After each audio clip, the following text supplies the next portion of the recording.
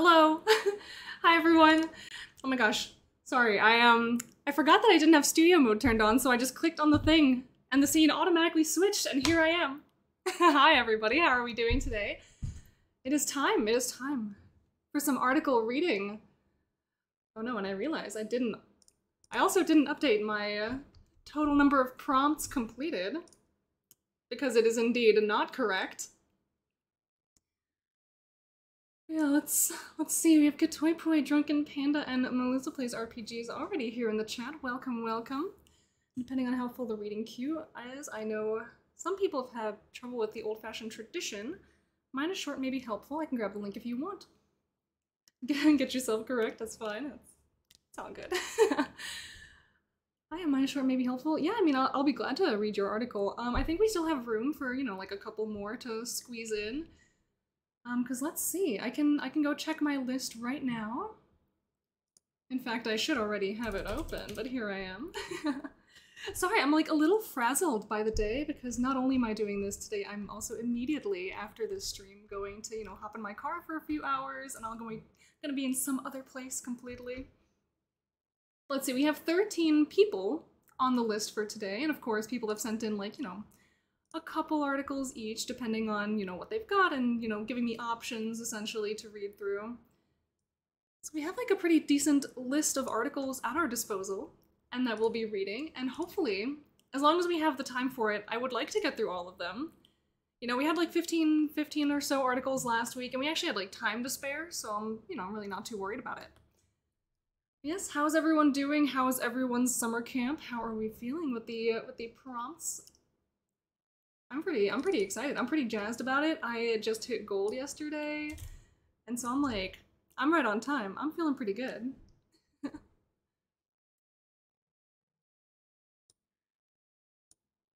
Let's get our little list actually on here on the screen, ready to look at.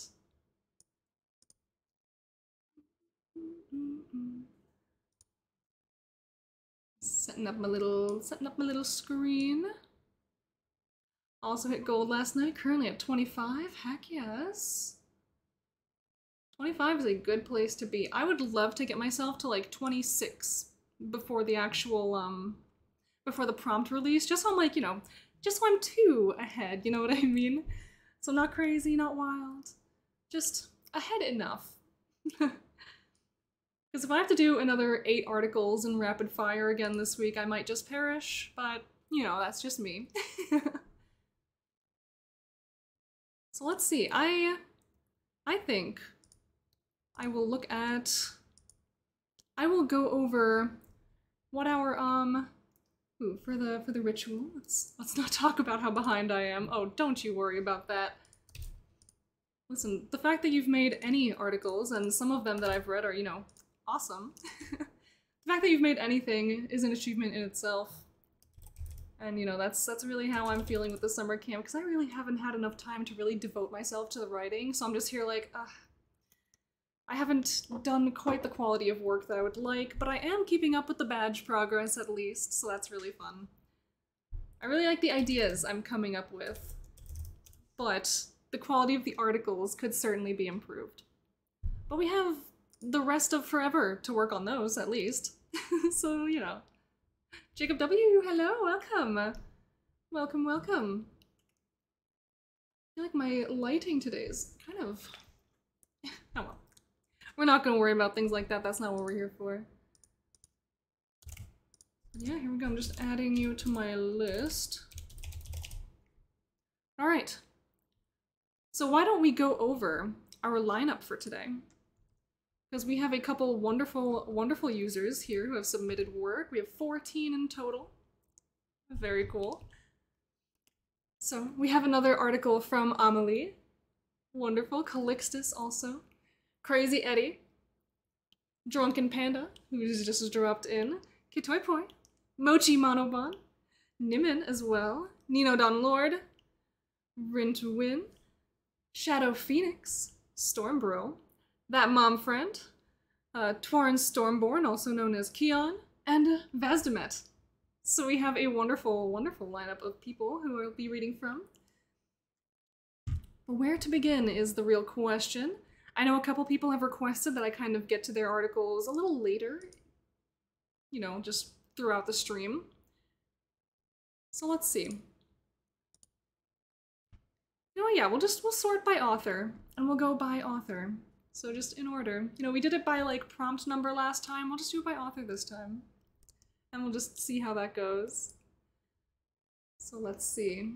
And we're starting off with an absolute hit, in my opinion. Ridiculous Chicken.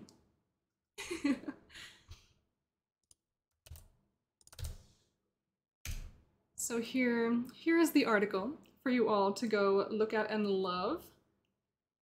And you might see my Discord. Oh no, actually I moved it out of the way first. Wonderful. And so yes, today we are beginning our little live stream with A Ridiculous Chicken by Emily. Wonderful, wonderful. I'm just gonna make a little post real quick.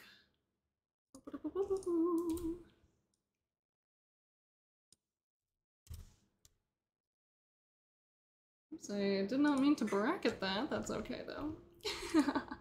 Oh well. I forgot we were Friday. It seems like I've arrived at the good moment. Yes! Yes, we've arrived exactly at the right moment. Yeah, so here we are. Ridiculous Chicken.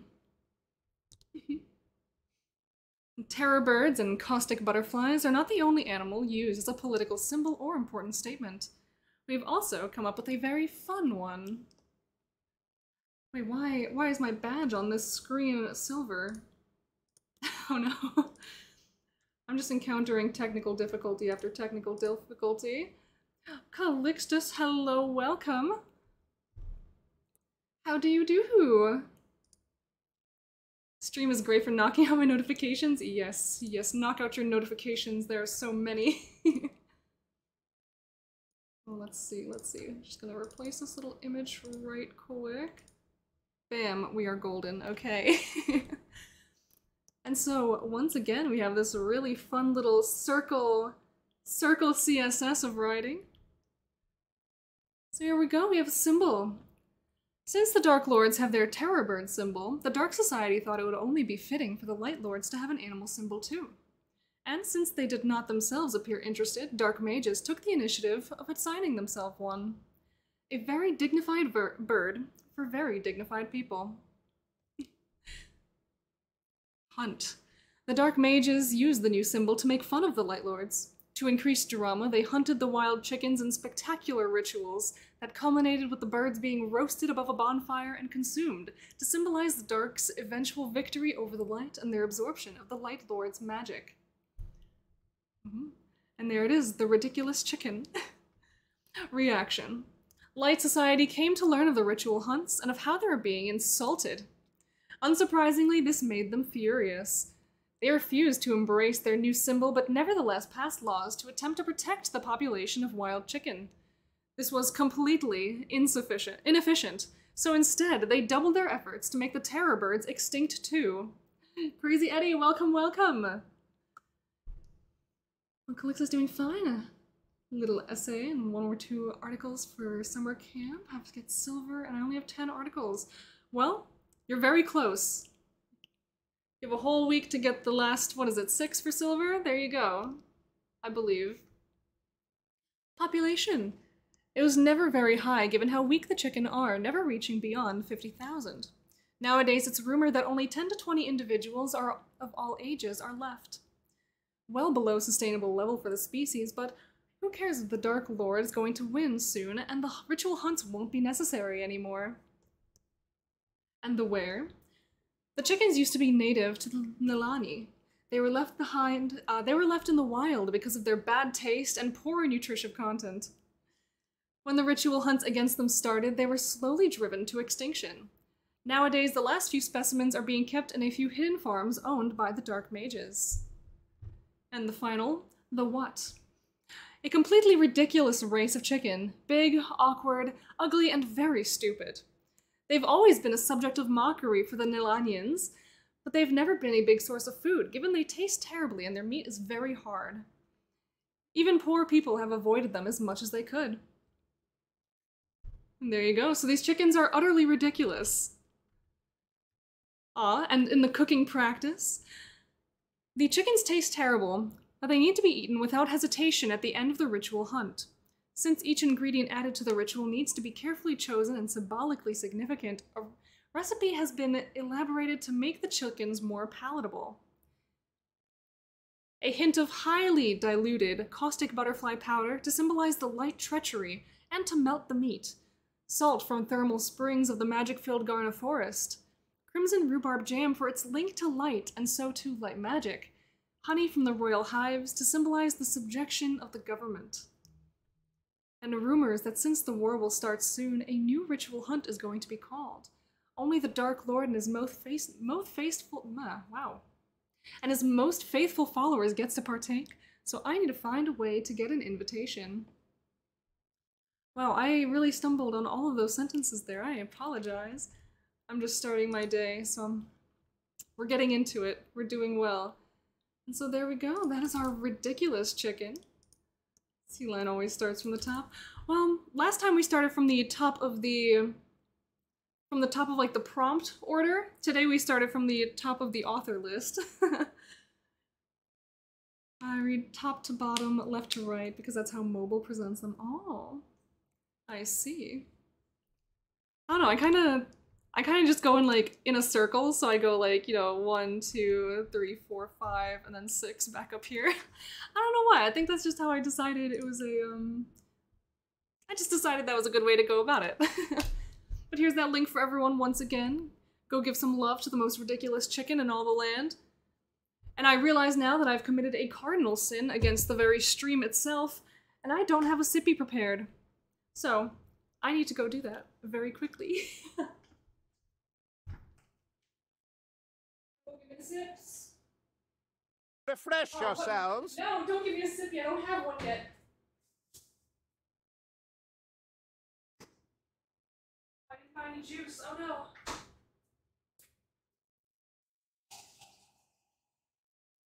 It's hard out here, gamers. Life is difficult.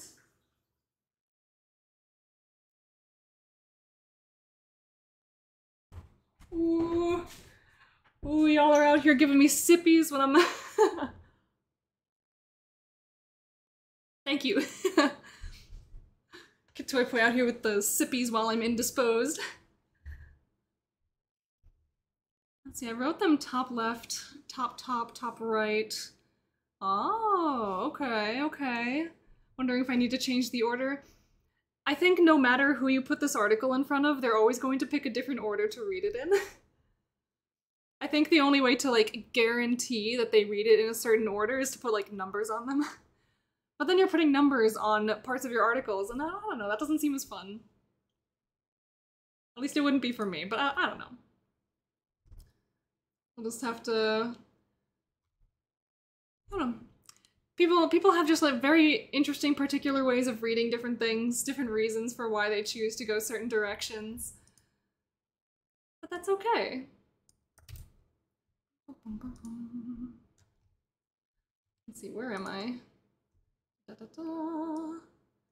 Just looking at the list, looking at other things. Oh, we've been talking about this a little bit in our chapter space, but the fact that now there are chapter voice chats has become a very dangerous thing, because I will go into the Discord and I will click on our chapter, like our chapter channel, and like 3 out of 5 times lately I've clicked on the voice chat instead. So I'm just like, oh, why am I not in the chat channel? No, it's because I joined the voice channel by accident. Oh, and I love how this is the ridiculous chicken article, and there are those silly adorable pigeons wandering the bottom of the screen. Yes. Yes, the birds are here for the bird content, so... Yes. Yeah, because I wanted to share my little link in the Anvilite Streams channel, because I always forget to. There's so many things that I constantly am forgetting to do, but here we go. Let's see who next is on our list. And it seems it is time for Calixtus to shine. And we have the article, Icaria. Always love the visuals that I land on this world. I take my little sips in preparation. Oh, my article. Yes, indeed, it is your article. You know, I feel like maybe... Sorry, I was answering the phone. Oh, no worries. I just got here like 2 seconds ago.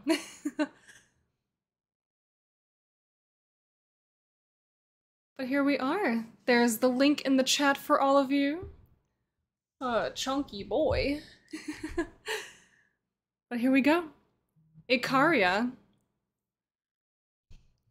O sons of Icaros who long ruled the world, see now your city burned to the ground.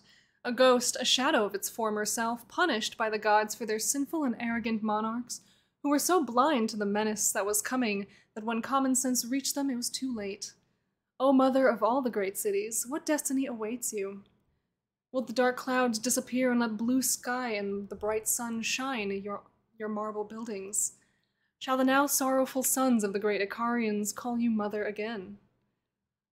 Lament for the sack and fall of Icaria by Nikitas of Murnum, ca. 610 AP.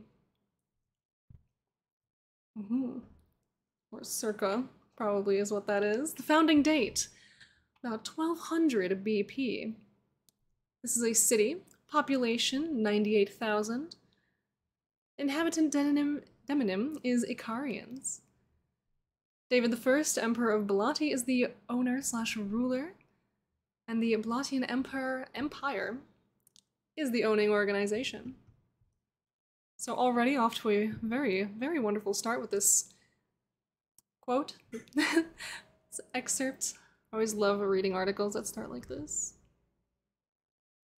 Nice. Icaria has certainly seen better times. Once the capital of the Icarian Empire, a proud metropolis, perhaps alongside Sakuramish in the Saras Empire, the largest city in the known world with near 500,000 inhabitants, now a modest-sized city.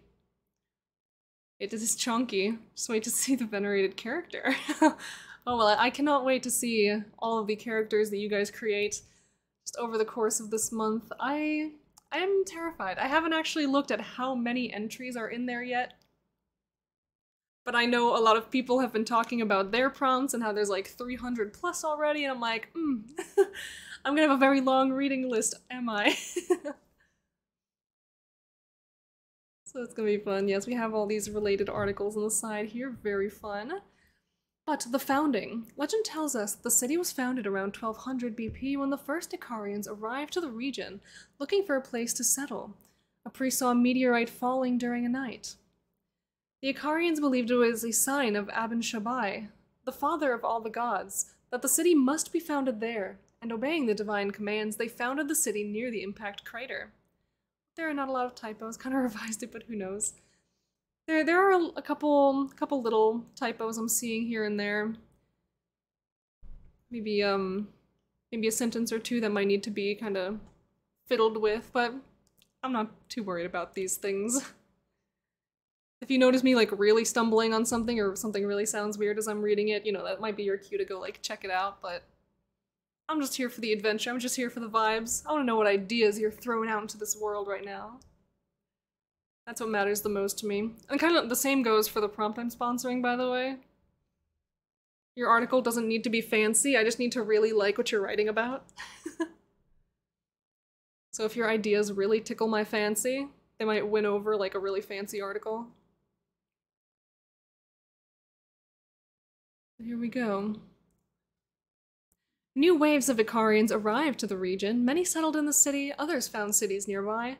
But Icaria seems to have been the hegemon among these networks of Icarian settlements in a sort of confederation that evolved into the Icarian Empire that we all know.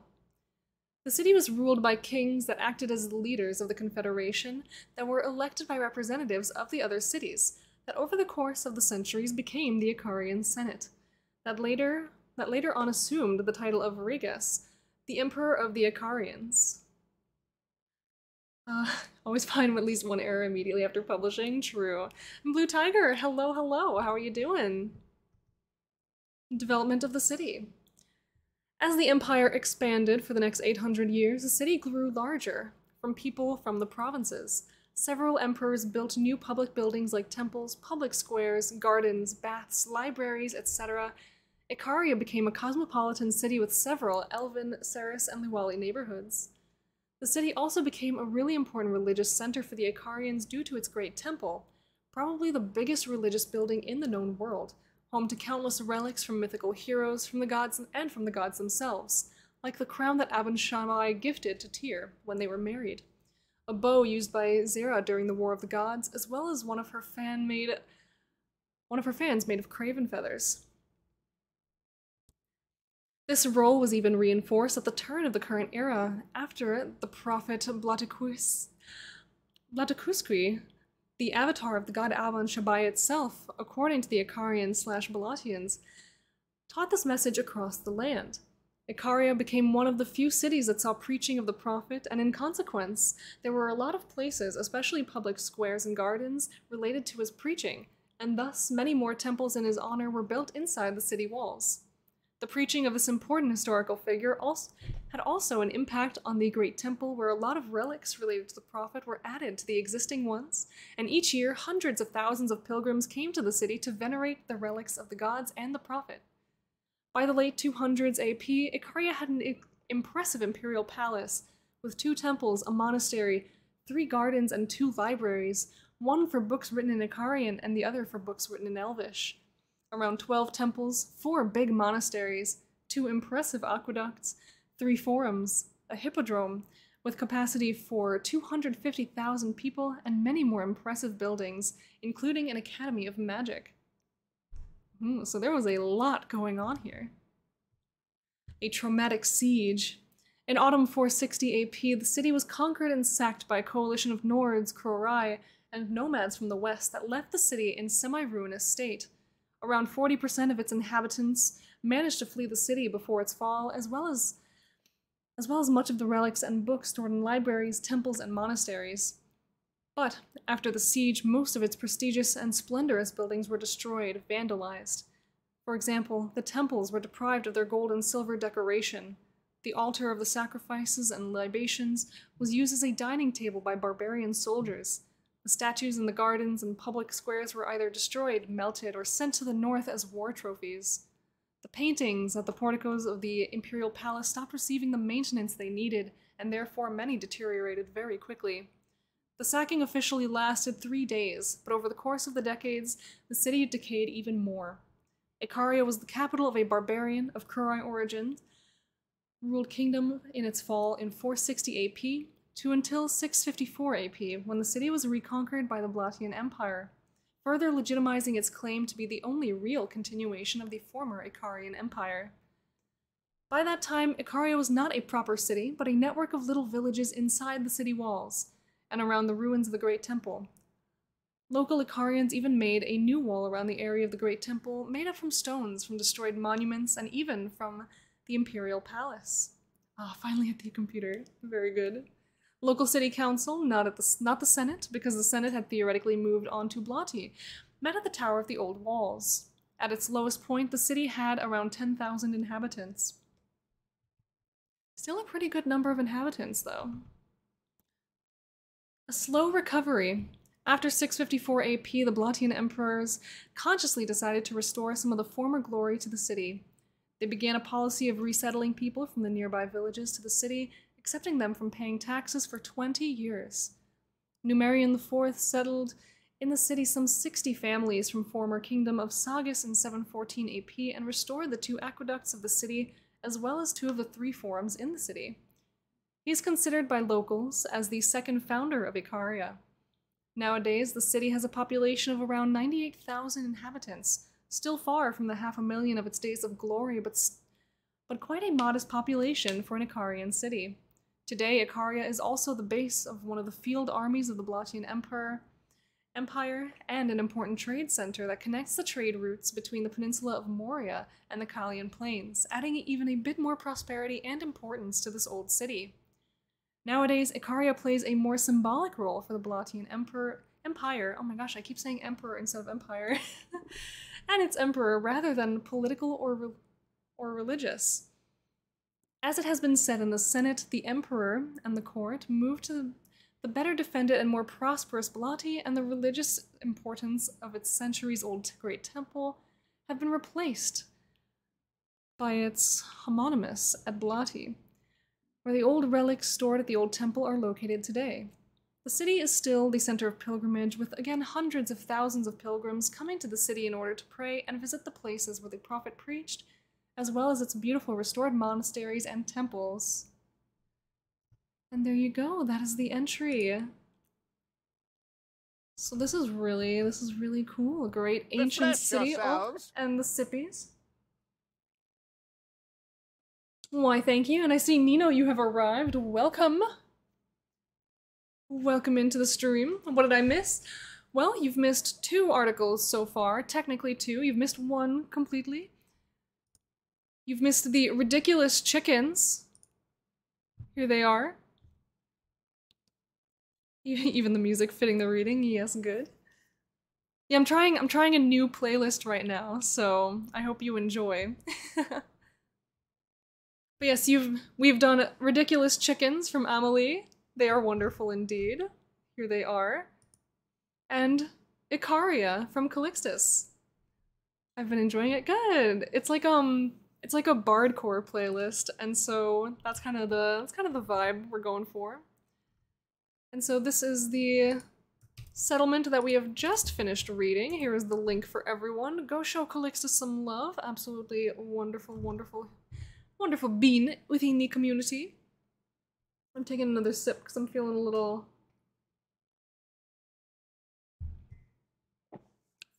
dehydrated, if you will. But yeah, there you go. You haven't really missed a whole lot quite yet. But we are now moving on to... Oh, thank you for the kind words. Oh, you're so welcome. We've got Crazy Eddie's article, Mountain Heart. Oh god, oh god, oh god. It is not a cause for panic. Be not afraid. And here we are. Listen, with a reaction like that, you all need to go drop your likes and comments instantly. Eddie is a nice start. There you go. Here we go. The Mountain Heart. It's another settlement article.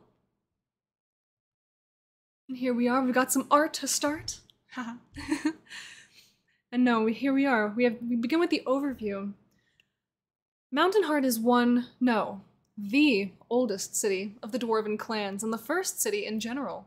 Originally built, inhabited, and maintained by the first Dwarven clan, the Stonekin Dwarves. In general, the word Stonekin refers to all Dwarven clans, but often enough it means the clan as well. To be fair, for the most people, there is only the difference between the Magmakin with their dark skin and red eyes, the normal dwarves like the Stonekin, and the surface dwarves like the Copperkin with their brownish skin. The city and the city gates are located in a valley, protected by 2 large foothills. Located at the end of the foothills is where they meet the mountain range. There are the gates of the Mountain Heart.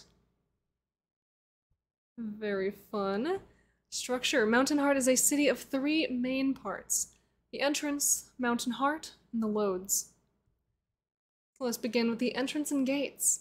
The entrance is located between the foothills and protected by a really strong and thick gate. Ballistae, catapults, oil thrower, and an army of dwarves protect it. Behind the gate one can find the defenses, small markets for resting and awaiting entrance.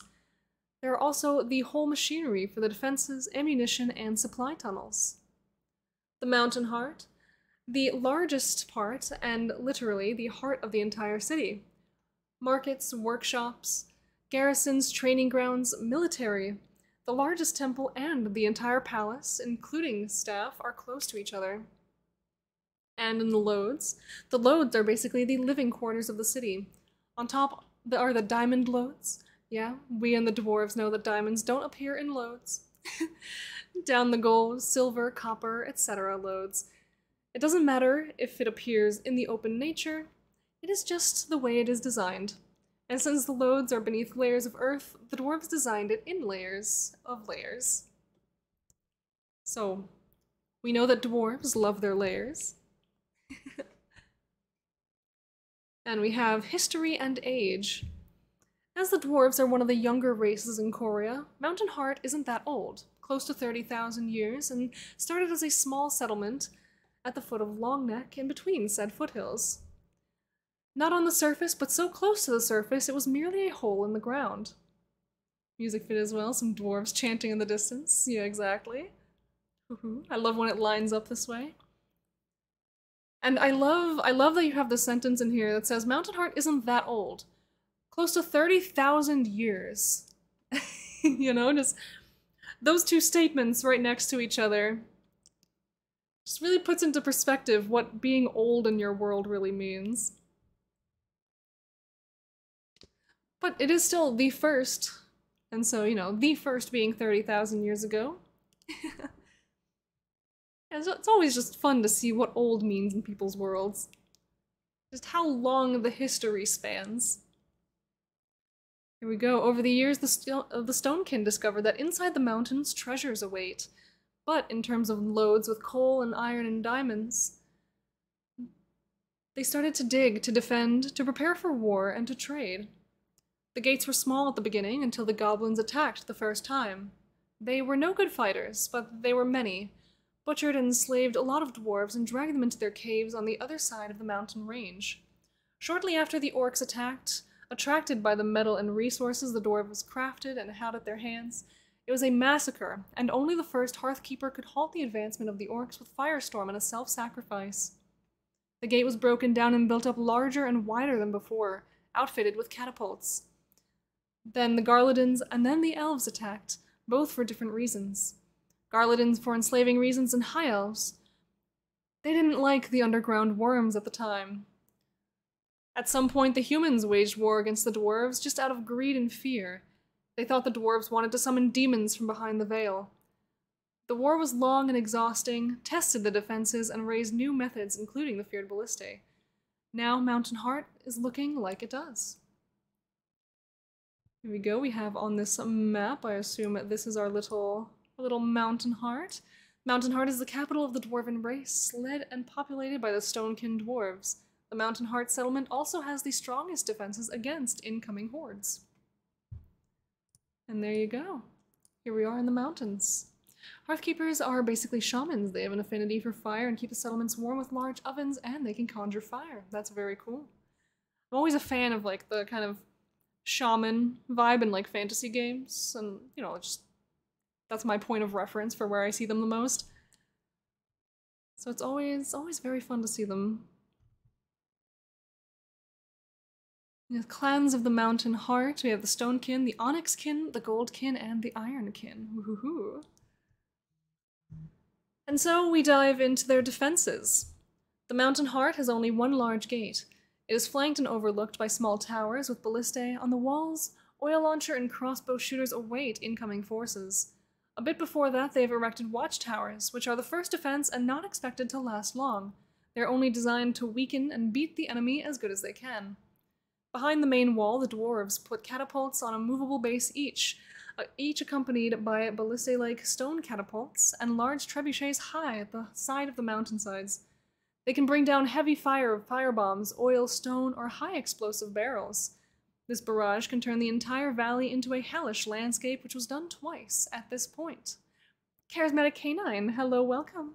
Welcome in. We are reading some articles. If one enters the main gate, one will see that the gate to the next distinct. The literal Mountain Heart is closed, barred, and defended by very, very grim dwarves. A lot of crossbows, ballistae, and stone bows. Crossbows which shoot round stones in the size of a fist. They can even puncture plate armors and have next to zero ballistics. They just fly in a straight line. If this line breaks as well, the city is going into lockdown. That means the military, which is most of the population, brings the rest of the non-soldiers into the basement of the palace and locks down the Lode district. So it appears that the most valuable stuff, the citizens, are locked inside the living quarters. A few squads arm the defenses to the living quarters, but the rest is divided between the temple and the palace. Both are heavily defended and fortified, and the Hearthseeker tried to eliminate the enemy with literal fire. Fighting fire with fire, there you go. Here we go. Life supply. Besides trading, the dwarves learned a lot of lenses and light and the interaction between mushrooms, plants, and sunlight. They built a highly complicated system of gigantic or not so gigantic lenses and mirrors, which direct sunlight into the heart of the mountain and to the crops, sometimes even to their mushrooms, depending on the shroom they wish to grow and harvest. Deep down at the bottom of the mountain heart flows a deep, wide, and crystal clear river rich in minerals. 3 large watermills carrying the water high up to the mountain peak, where it is flowing down and spirals back into the river. It is used for mills, workshops, smithies, bakeries, and everything that needs water, even the loads. And waste management. Dwarven biological waste is going into the large underground fields. Other bio-waste is treated like fertilizer or material for the ovens. Everything else they try to sell, to reuse, or repurpose. You can't use coins as a steel barrier or steel beams, so they try to use everything as good as possible. And taxes. One of our favorite sentences from the SummerCamp chat most recently, I believe. Dwarves pay taxes. So they do. 3% for every citizen, 9% in workshops, 10% when working for the palace. Most important bit, yeah, exactly. 12% smithies when they're not working for the palace, and 20% when creating stuff for outsiders. They all pay it at the end of the year to the palace. Oh, there goes my dream of being a dwarf. Oh no. They all pay it at the end of the year to the palace. A financial advisor collects your books and calculates the payment. If paid, you get a nice amulet with a sigil and number for next year, so you have proof of the payment. If not, it adds up to the next year up to 6 times. And if you can't pay at the end of it, you lose your shop, employment, and other stuff. Not honorable indeed, but it is not honorable to steal from the royal couple. Well, only in Mountain Heart. Yeah, so if you don't live here...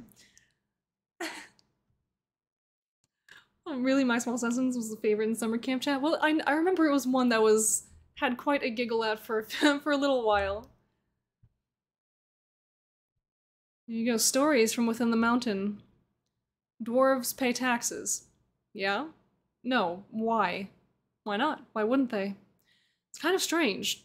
To whom? Their king? How else would they make money? Mithril? Long quotes from adventurers. I'm not going to pretend that I can do the accent, so we're just gonna read it the best we can. By my beard. Why do I need to pay them back 10% of my hard-earned coins? Why can't they just pay me 90% and keep their taxes? So it isn't overly complicated. The counselor tapped with his slender finger onto the thick leather book. If you forget to get a hold of your recipe, or you forget to mark it as the right amount because you worked for your king, then it will cause ripples. In my nerves. The nerves of your king, and in our books. So, we just pay you the right amount, we compare it to our books, and charge you the right amount. Angry Smith and one of his financial counselors. Another, Mountain Heart is an old lady. You might think that she became weak. That time, weather, and pressure from all that stone made her wither, made her uncaring, made her unreliable. But you are wrong.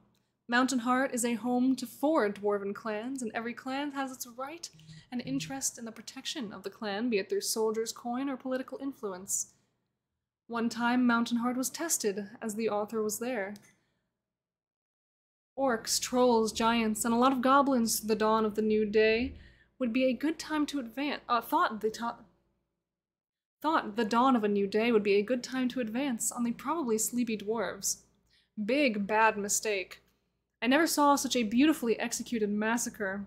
Ballistae, trebuchet, crossbow bolts, fire, explosions, screaming.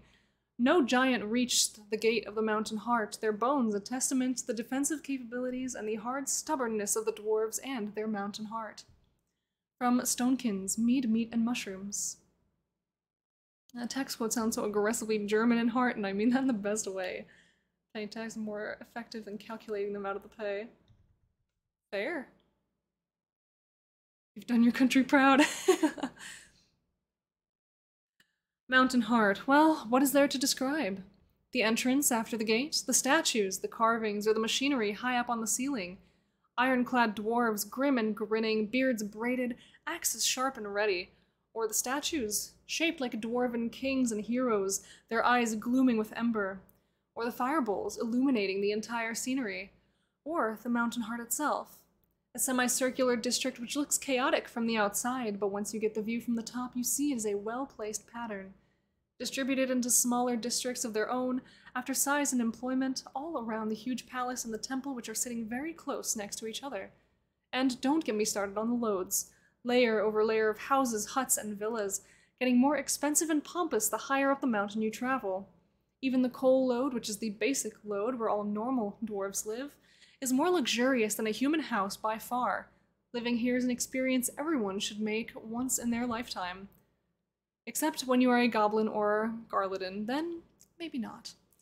From Stonekin's Meat and Mushrooms. There you go, and there you have it. Bunch of wonderful excerpts from the world, further building up that world building. And we have had a wonderful insight into this civilization of dwarven nature. Here's that link once again for everyone who missed it. Yes, we love to see this. And what do you say we move on to our next article? Whatever that may be. Let's see. The next author on our list is Drunken Panda, and I already have this one open, actually. Here we go. One for the road. Ooh, this one's a short one, but I'm excited for it. Thanks for the read. Joy to hear you read not only my stuff. Yeah, Drunken Panda. Drunken Panda had one of my favorite submissions for, I believe it was the Copper Wave. And so I love the ideas that just come out of that brain. So here we go. I already copied that. We paste this right here. Here you go. Oh, I need to take my post-article sips, of course.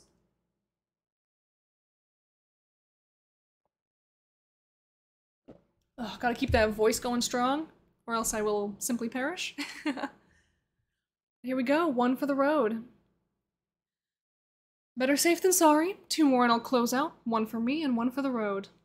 Jasper Cameron, leader of the Bronze Ravens. Why do you keep doing that? It's just silly old superstition. Dragonborn Thurgoth shook his head at his friend's peculiarity.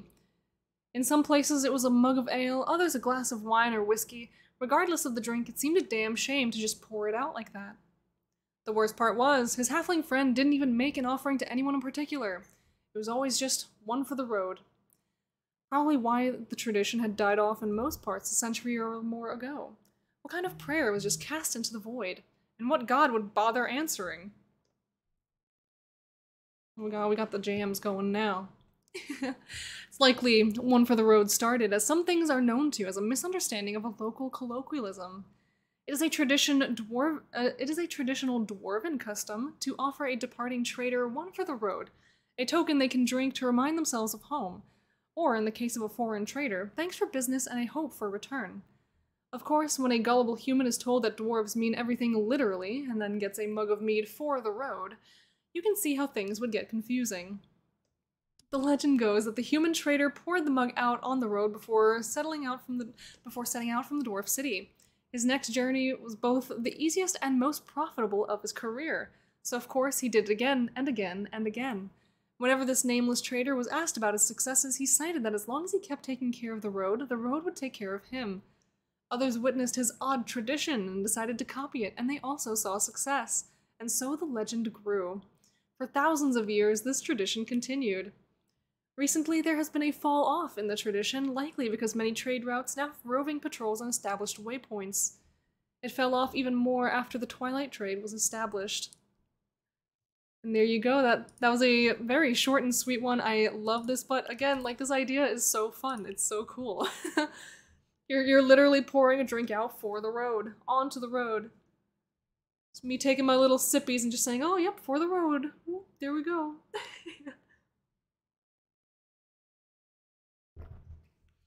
Yeah, this is fun. Adjust myself in my little seat. Yeah, I just posted the link 2 seconds ago, so you are more than welcome to use that link. Go drop a like, drop a comment, share your thoughts. I encourage you to do this with all of the articles that I read today. Leave some comments, leave some thoughts. It makes the writer smile, and so that's what we're trying to do here. It's a fun one, something I'd totally see happen somewhere in real life. Yeah, I love the explanation for how this even started. Like some human guy just didn't get it, and so we just started doing this thing. It's like, huh, it worked. I guess we're doing this now. But here we go. Where are we next? It's a funny idea to literally pour one out for the road. Yeah. Oh yes, and we did go from dwarves to another dwarven tradition, which is always a fun time. I love when things like that happen, when things just line up in the right way. But here we go. We have Kitoipoi. Kitoipoi is our next volunteer. With the pit promenade. Ooh. And here we go, is the link for everybody. It you!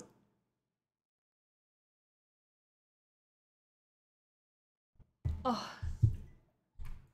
Stuck your character in the header image. Yes, there she is.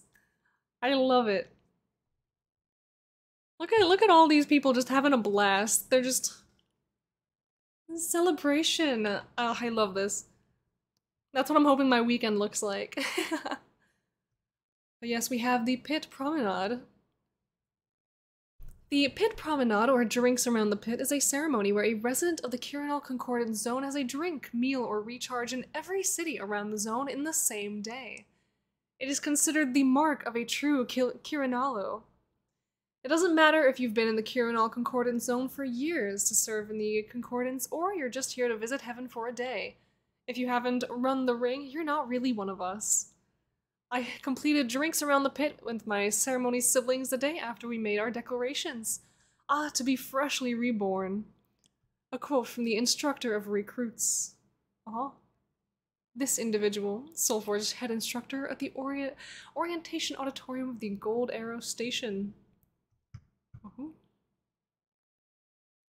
When I finally made it to the zone as a young berserker, my horde mates called me Snowfresh and refused to give me any respect. Once I made my first shatter kill, I thought it would change, but it didn't. But on our next leave day, they took us snowies out at dawn and began our pit promenade around the zone. We drank countless rounds and rode the rails for the entire day. My next dawn, I sat under Chagroth's tower drinking a Bloody Miriam. My horde mates came to embrace me, bludgeon my shoulders, and call me a true Quirinalo. I've never been prouder. Quote from Sergeant Killflare. The popular tradition, known as the Pit Promenade, involves a group of friends or squad mates getting together after a significant event in their lives and having a drink in each city or canton around the Quirinal Pit in the same day. More cautious revelers alternate a meal in between a round of drinks. Teetotalers can just have a temperance drink, a meal, or a snack at every stop. They usually take the Inner Ring Railroad, but wealthy or powerful celebrants sometimes commission skyships or portal travel to maximize their time in each city. It is considered a rite of passage into adulthood and from tourist to Quirinalo.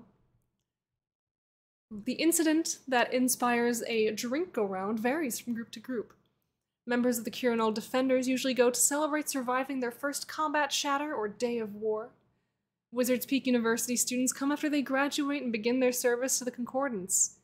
Soulforged come after their ceremony of release, when they become adults. Soulforged members of the Ungorged sect who do not eat or drink can instead visit a recharge station in each city. So that's fun. So people got options. Let's scroll down just slightly. Entulis origins. No one knows for sure who started this drinking tradition, but everyone agrees it was probably Entulis elves celebrating their Cabe Maituli before they begin their service in the Thyan Armada.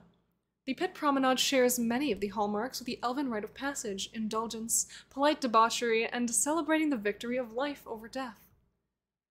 Running the ring. While there are no official rules every Quirinalo knows, you have to run the ring in 24 hours. It takes roughly 1 hour to take the train from city to city in each canton of the zone. Riding the train takes an hour, and waiting in stations can take an hour or two. With 8 or 9 hours in transit, that means each runner has less than 2 hours in each city to get drinks and get back to the train station. I run the ring at least once a year to prove myself that I've survived another year in the Armada. Apologies for weird words. Don't you apologize. It's okay. I was talking in the Discord the other day that, you know, the highlight of all of this is me trying my best not to butcher people's in-world languages and words. Sometimes it works, sometimes it doesn't, but I give it my best shot. I've taken hundreds of recruits on their mad god's gamble around the pit. I can always tell when some poser is lying about being a runner. You can see it in their eyes. I like to call them Kiri-no-nos. I like that, Kiri-no-nos. Lieutenant Amer Ulalin, Thyan Armada. Every group completes their promenade differently depending on where they live, where they're based, and what functions they serve in the zone. Along with time constraints, each of the cantons has different difficulties. Magister's Enclave does not allow non-spellcasters inside the city walls after sunset. The Tortoise City of the Dwarves literally moves around in its slice. Promenaders take all these difficulties as a challenge. Yeah, weird words make things fun, that is true. Sometimes it's just the delight of conquering a strange word you've never seen before. Here we go, the slices of the zone tour. The route we take today is called the Axe to the Tower. We start at dawn in the Mended Axe on Ferry and end at the Tower Town as a manifest heaven dawns in the Kirinal Pit. You can't really consider yourself a Kirinalo unless you've experienced everything the zone has to offer. Just be careful with my drinks, they're easy going down, but they'll knock you out for the night, just like me. Archie Aranetta Mixomancer. Woohoo. There you go. So, the Mended Axe, 6:30 a.m. We start with a quiet breakfast in the Mended Axe. At dawn, the orcs go to bed for the day, and the alien tribesmen hide from the temperate sun. You'll have stone streets, charming battlements, and amusing taxidermy, all to yourself. Taking a sip. I prefer the axe at night, but I understand most folks hate getting into random brawls. I recommend you have a Bloody Miriam and a bacon and beans. Ooh, that sounds really good right now. I like mine with real blood, but you can sub in tomato juice if you prefer. Sergeant Killflare, once again with the wisdom. Honestly, oh my god, bacon and beans sounds absolutely marvelous right now. I'm very hungry. Garrison City, 9:30 a.m. Moonlight Bard, hi, hello, hello. Welcome in. Where better to have brunch than in Garrison City, with the best food culture in the zone. We've arranged for you to experience Lola's Comfy Kitchen. The owner, Mr. Pamplona, has brought a tasting of egg dishes, meriendas, and mimosas. I apologize, I'm gonna make you hungry. Oh no, I'm already so hungry. I guess this is why they have you on the cuisine prompt. You know what you're doing here. Welcome to the Comfy Kitchen experience. Kuya Buaya can't fit into the city, but sends you his blessing. Enjoy a mango mimosa while you prepare thunder sausalog. When you're done, we have a bibinka and ube puto for you to take on the train. Mr. Pamplona. Wait, that Lola's? I'm in, let's go. Yes, okay, we're all gonna go do this. We're all gonna go have our little run around, you know? Gonna take a little trip, gonna go on a little bender. And sounds like the food all along the way is amazing, so let's go. I'm excited. But now, the Menelaust Telperion, 12:30 p.m. Next we arrive at Menelaust Telperion, where you have the honor of dining in the shadows of the Great Silver Tree itself. There are many beautiful restaurants and taverns in Silver Shadow Grove, which is a short walk from the train station. It's a shame you're going to Silver Shadow Grove during the day. Yeah, the food halls and taverns are amazing, but the clubs and nightlife here are amazing. And Charismatic Canine, thank you very much for following. If you want to dance your heart out, this is the place for you. Next time you come, I'll get you some balut that'll blow your mind. Lieutenant Amer Ulin. And Arumopolis at 3:30 p.m. is our next stop. In the Golden City of Arumopolis, you'll have height tea at the fabulous Bayani Sun Casino. Make sure you get drinks from this one, the resident brain in a jar mixomancer who makes drinks with fabulous telekinesis. I see you've come to visit my little corner of the zone. Welcome, please enjoy yourselves and make sure you tip your servers. The buffets here serve the best cuisine in the multiverse, and the casinos have the best payouts in the universe. Once your soul's refreshed, maybe we can talk some business. Ambassador of Hell. And at 6:30 p.m., the Magister's Enclave.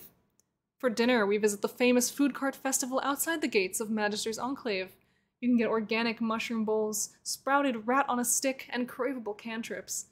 Best of all are the gourmet golem cookies from Blanche's Buttery Bakery.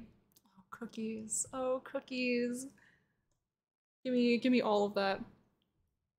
On the topic of cookies, I do have, just at the ready, I have a whole container of Oreos just sitting on my desk. Because I require snackage throughout my day. Here we go. Instead of supporting the corrupt magisters, you can come to Goblin Town and spend all your money here. You're a broke ass already lost all your Belog in Aramopolis. Do you know one place you can still get sloshed for cheap? Goblin Town. Stop by for a glass of soursop meads. Humans seem to actually like it. Of the Forge the Spark. Be careful, there's a chance they're sentient cookies. What? What do you mean they're sentient? It's terrifying, actually. Here we go. Tridencer City, 9:30 p.m. In Tridencer City, you'll get a pick-me-up for your body, mind, and spirit.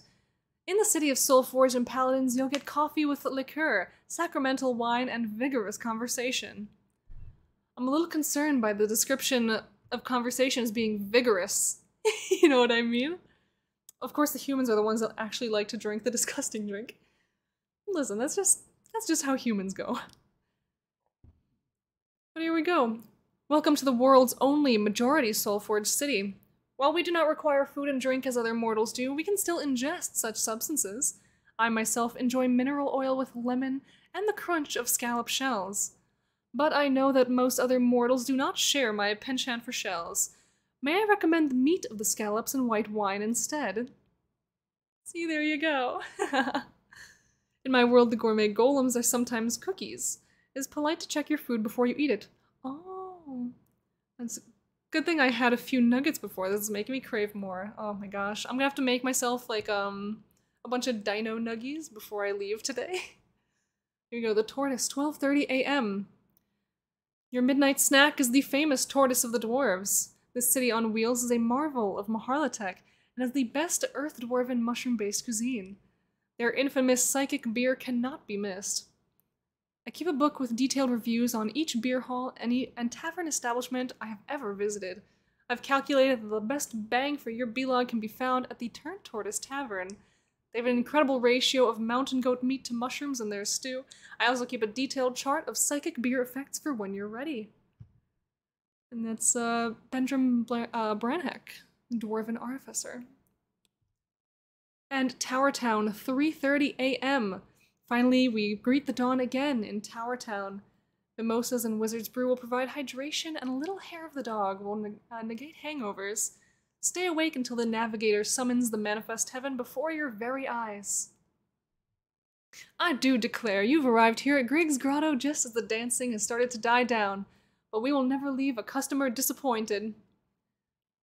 Mac, and get these fine folks biscuits and beer. No guests of ours are going to leave the grotto hungry or thirsty. Need you to prevent your adenahedron so we can open your tab. Atticus Ashbury Smith. There you go. And that is the end of this article. My stomach is rumbling. I thank you very much for this experience. I'm so hungry. I'm so hungry, and now I want to go on just like this giant round of drinks around the pit with everybody. Thanks for the read. Thank you for the submission. I'm getting some ice cream. Oh gosh, I wish. Great job, Katoy. Absolutely, absolutely. Go send this article some love. Go write in the comments what exactly you plan to go eat after reading this article, because we know now you're starving. Which reminds me, I have ice cream in the freezer. Oh, wonderful. And shall we see who is next? It's Mochi. Here we go. We get to look at this. We get to look at this giraffe looking at us while we have our little sips.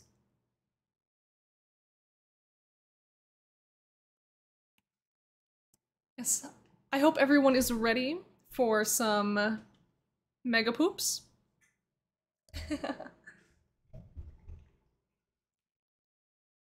Oh, but all right. We've had our sips. Gonna go make some of that sausalog for real, but with spam. Ooh. You know, this might be a sin to some of the people in the chat here, but I've never actually tried spam before. Not because I'm averse.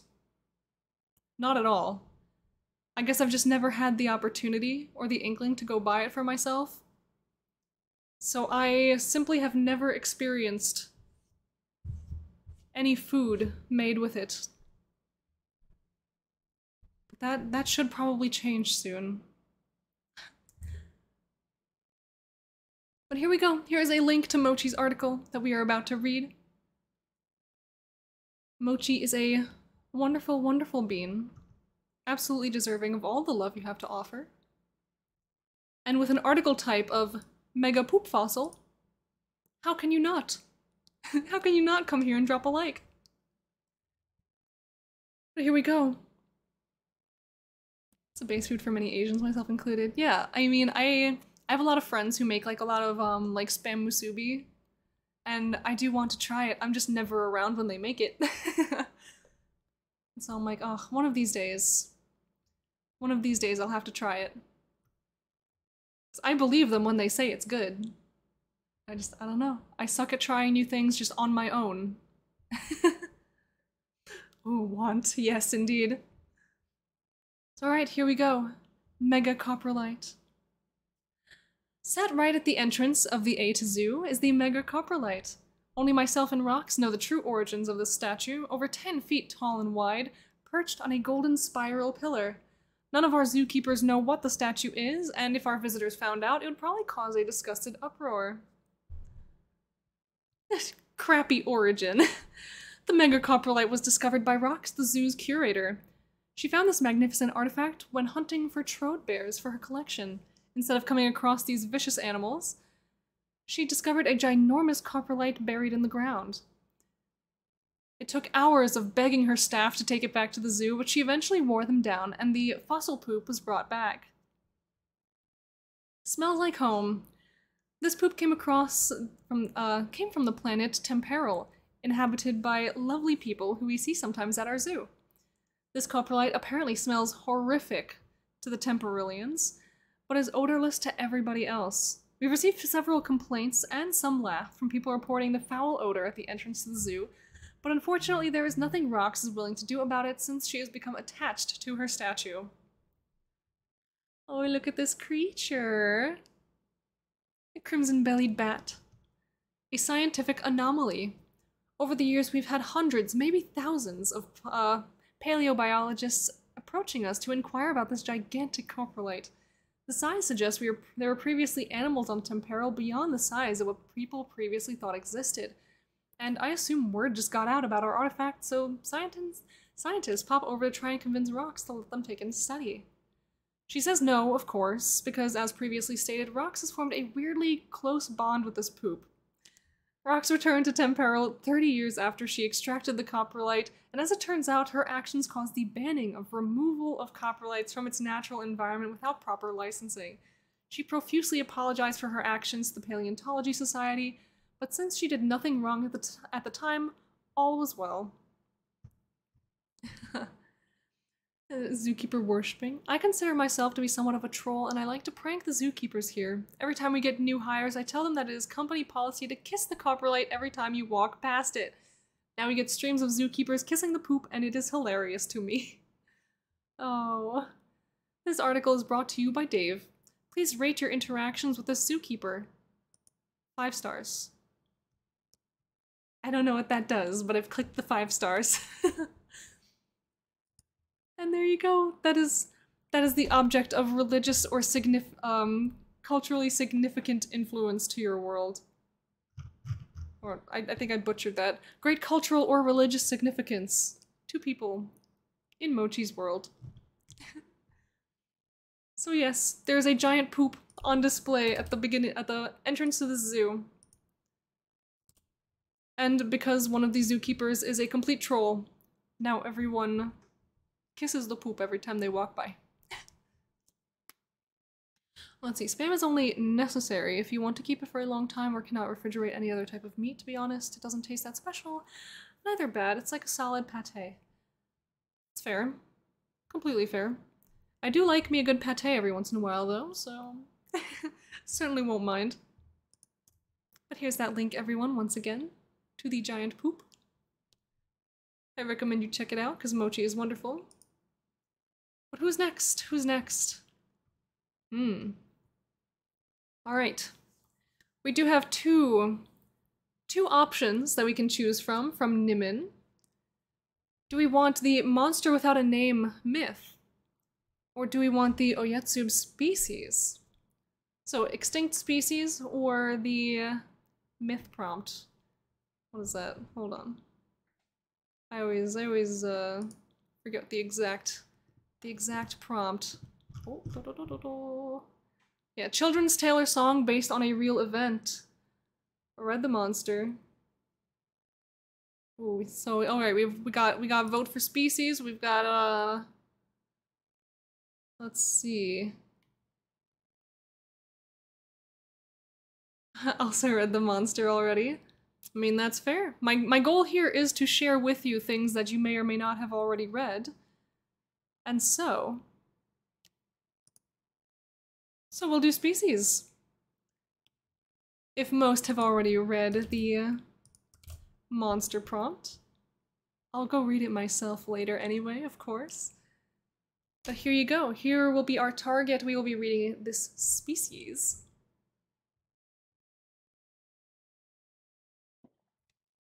And once again, this article is already dope. Like, from the moment I open it. Yes. Oyetsub. Gutter Sewer Beast. Ooh. Monster was very nice. Goes with the article you read last... I assume you meant last week. But yes, yes, Nimin did express that to me, that these are, like, related. Isn't that the species of the serial killer from the Silver Wave prompt? Yes! Yes, it is! Here we go, also known as Face Stealer or Soul Eater. Public Sentientologic Record. Property of the Royal Athenaeum of Huvnis, Yorpa. Yes, all three are related. Yes, there you go. Yes, we love a good summer camp where things are just kind of like interconnected and related. It also helps you get word count, by the way. Yes, the Oyetsu was a predatory species of unverified origin that appeared to specialize in hunting sapient species in primarily urban areas. Their high morphability, hunting tactics, and method of reproduction made them extremely difficult to root out once nestled within a settlement. The etymology and definition. The species name is Lusoyan in origin, roughly translating to gutter/sewer beast, as both it and its translation was what remained in the most well-known in common mouth. Let's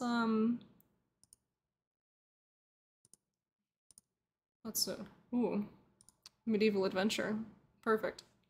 Nice mouth. Nice mouth indeed. I think it's a little hard to see on my screen because of like the contrast. But yes, we have this sideways opening mouth with all the delicious little teeth. Perfect for stealing faces, I would imagine. But yes, most common was the belief that I'm just like somewhere else entirely. The other names for it were far more localized than face stealers, seeing it use in the Lucariot, while the Soulfire Sentinels, a now defunct organization dedicated to hunting the species, called them Soul Stealers. While their origin was never fully verified, there were widespread conviction that the species were extra-dimensional in nature. Most common was the belief that it was an Antumbran bioglume, that somehow managed to cross over from the dark verse into our reality, especially as they seem to appear not long after the invention of terrestrial-bound rift technology. The first Uyatsub sighting were recorded in the ascendant world of Hisalo. It is unknown exactly how they spread, but as additional sightings in other words began to pile up, they gave rise to widespread fear for centuries. The modern Uyatsub. The last Uyatsub was killed on Meyerfall over 5,000 years ago by Soulfire Sentinel hunters, rendering the species officially extinct. Many cultures still feature stories, myths, legends, and superstitions that have their roots from the age when the Uyatsubs were still extant. Habitat and population. The Uyatsub were found in all climates, aside arid, almost exclusively inhabiting regions urbanized and inhabited by sapient civilizations. Cities and towns were primarily nesting and hunting grounds for Uyatsubs, with only a few exceptions were smaller settlements that also got plagued by them. Overall population of the species remained remarkably low as the individual territories never overlapped and could be vast enough to allow for 2 to 4 specimens living large and densely populated cities. Suburbs and smaller settlements would typically never host more than 1 at any given time. The Soulfire Sentinels reported they alone had exterminated circa 22,000 Uyatsub across 40 worlds by the end of their campaign. Oh, so they really just went wild. They got rid of a ton of these things. Pretty wild. Let's look at some of this taxological data, shall we? They are of extinct status. They are designated sentient. They are aggressive. Their binomen is Homzua for Ferrari mulierida. Unknown ancestry with no known descendants, and no known variations. They are of organic composition, of carbon-based biochemistry. They are hominin in their morphology, plasmoform in their metamorphality. Your character article from the past week was not set in the past, right? Mine in particular was not. I don't think.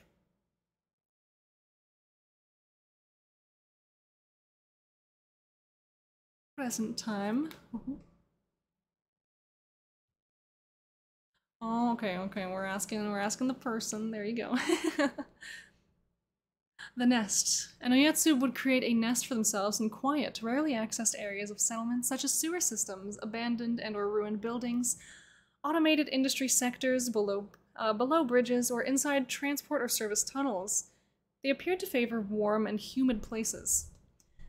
The age of an Uyatsub could usually be guessed by inspecting its nest, as older specimens were more concerned about settling in locations that were safe and secure long-term, that could invest into making comfortable. This led to behaviors reminiscent of sapients furnishing their homes. So most people would have forgotten about the Uyatsub. Yeah. Yeah, so if this species is like extinct, quote unquote, I imagine most people would just kind of not assume that any of these are still kicking, that any of these are still around and causing problems, like this this person was from the previous week's article.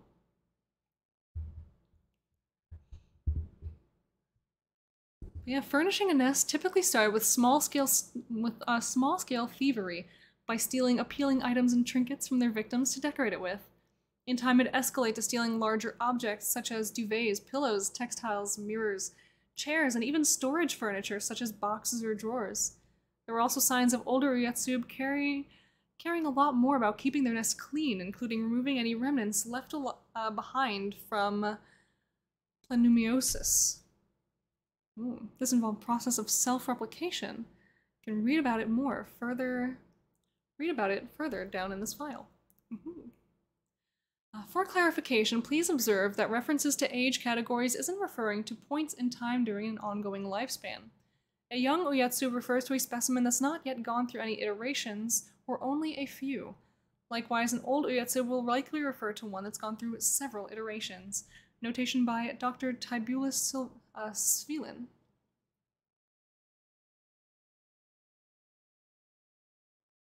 Oh, sippy sip. Alright. Oh, so their expected lifespan is 5 years. Interesting.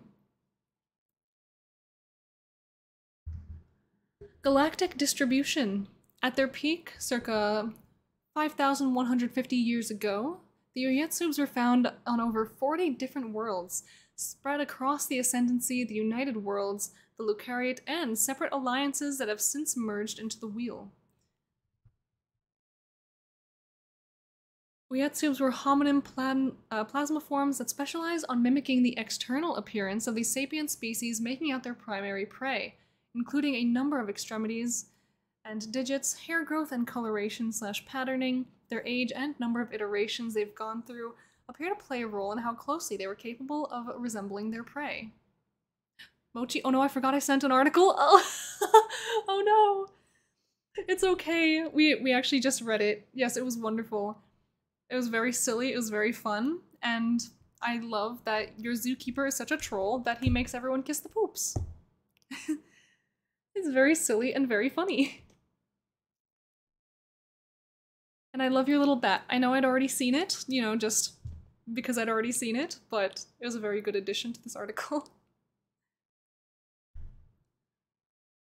There you go, I just vaguely hurt myself, because I'm really good at that. How do I do this? Here we go, dietary needs and habits. Uyetsubs were obligate carnivores and specialized in hunting and feeding on sapient species, primarily those of human descent. Do not hurt line, it's okay, my joints are made out of jello, it's just natural. Although they appeared capable of deriving nutrition from other carbon-based life forms, Uyetsubs typically only resorted to hunting regular animals for food if they were sick or no other options were available. Young Uyetsubs were more impatient and reckless during hunts and sources of most sightings, witnessed accounts of attacks, and found bodies. As they accumulated experience across several iterations, their skills appeared to improve along with their intelligence. This led to increasingly more devious hunting tactics such as careful stalking and setting up ambushes to minimize noise and risk of being spotted. Prey would be attacked, but not necessarily killed and dragged off to a secure location before being consumed.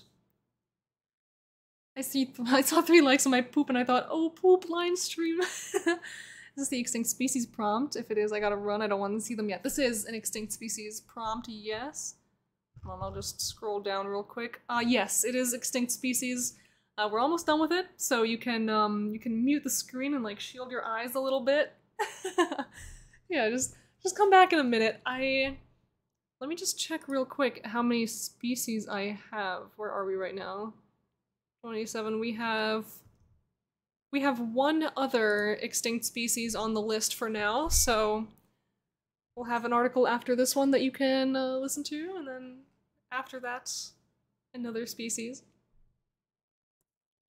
Oh good, yes. Yeah, so there's only 1 more extinct species on the list for today, aside from this one. Here we go. It was rarely difficult to recognize a site of feeding once found, as they in general were fast, violent, and messy eaters.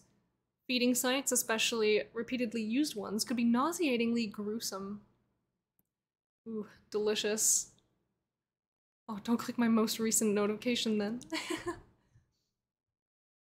Here we go, genetics life cycle.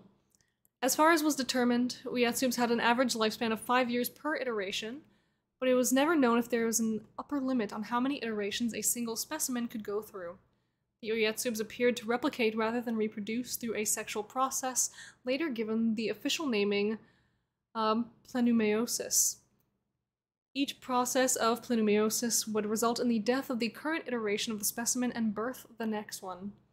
A common sign of an Uyetsub preparing for plenumeiosis was a significant increase in feeding in the weeks prior, going from hunting monthly or bi-monthly to hunting several times in a week. It culminated in the kidnapping of a live victim that got carried away to its nest.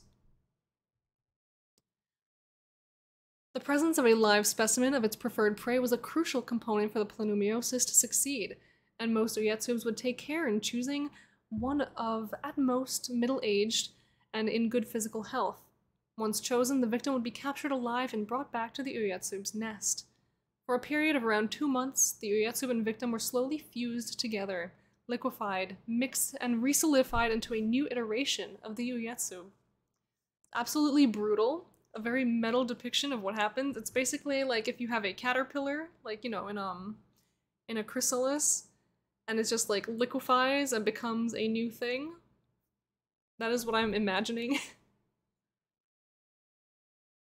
Yes, we have a little viewer discretion is advised. Full description of the replication process hidden for sensitive readers. I guess we will save this for the morbid curious minds. Alright, while one was never encountered and studied, it was theorized that the first generation of Uyatsubes began as mostly featureless, maybe even fully or partially plasmiform, and would only gradually attain more defining features through serialized plunomyosis.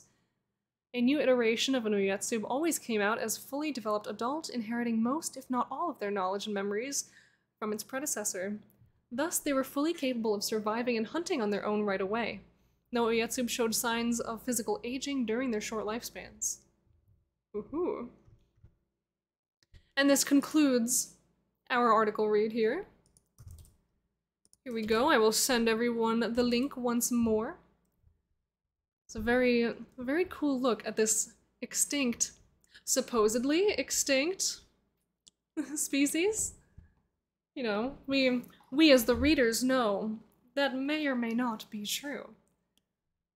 But regardless, they were hunted practically into extinction, and seemingly for good reason. They seem pretty non-conducive to a safe and healthy community. To wink wink nudge nudge, exactly. Have our little sip.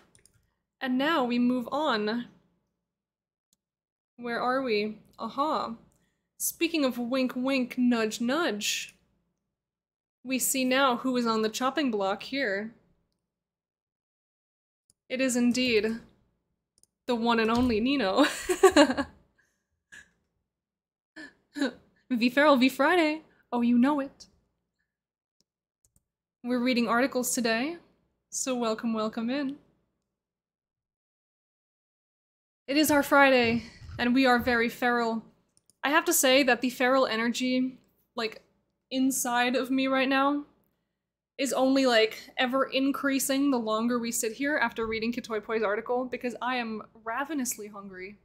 I am starving. And there were so many excellent foods mentioned in that article. Do not the bonk. Oh, I feel like the music might be louder than the bonk. Then go make food? Oh no, I don't quite have the time for that right now, unfortunately. There will be prompts to eat tomorrow. Oh, I know. There's so much to munch. Making Hamsalug, I was out of spam, come over. Oh. Ah, I wish. You're just a little bit too far away for me to just pop on over, unfortunately. Oh gee, I forgot we get prompts tomorrow. Ooh, ham, fried rice, fried eggs, and tomato on the side. Oh. Just give that to me immediately, please. We all need to have like an Anvilite get-together and just cook wonderful things. Like for the very first time ever, I made like, marinated like ramen eggs this past week. Like, it was my first time trying it, first time doing it, and it was just, mwah, chef's kiss. Absolutely beautiful, delicious. I enjoyed it with my cheap ramen. This is so good. I support this idea. Heck yeah. Eat food. This is a threat. I promise you I will. After the stream, I'm going to get off the stream. I'm going to make myself just like a mountain of food, eat it, and then catapult myself away for the weekend. But alright. Link has been shared. We shall read this article. Appeasing the spirits. Ooh. My pit promenade is literally a proposal for Janet and Dimmy to come to Epcot with me when they're in Florida and do drinks around the world. Everyone should come. Ooh, if I'm, you know, I'm gonna be in Florida because of Cruise. It could happen. depending on when exactly this is going on and how many vacation days I have to take to catch it. A good arrival fight to Stinky. You're stinky, what the fuck? Anyway. Alright, appeasing the spirits. With the slow conquest of the Adulian lands, things are changing fast, which does not go unnoticed by the many beings that live unseen among the human population. Where have my treats gone? Something has changed in the homelands. The two legs no longer see me like they do. Young'uns are especially sad to see. Do their creator two legs no longer teach them to see me? I used to think they know when I'm in the room, but now they don't even recognize me when I trip their feet. What happened? I missed the attention and the signs of reverence. The last time I was given the last morsel is so long ago now. I blinked and something had changed. Was it something I did? I am cold now that I am not invited to the hearth no more. But above all, I feel myself fading. I used to think that I was the master of this domain, shaper of streams and blower of winds. But now that they no longer recognize my touch, it seems my power was with them.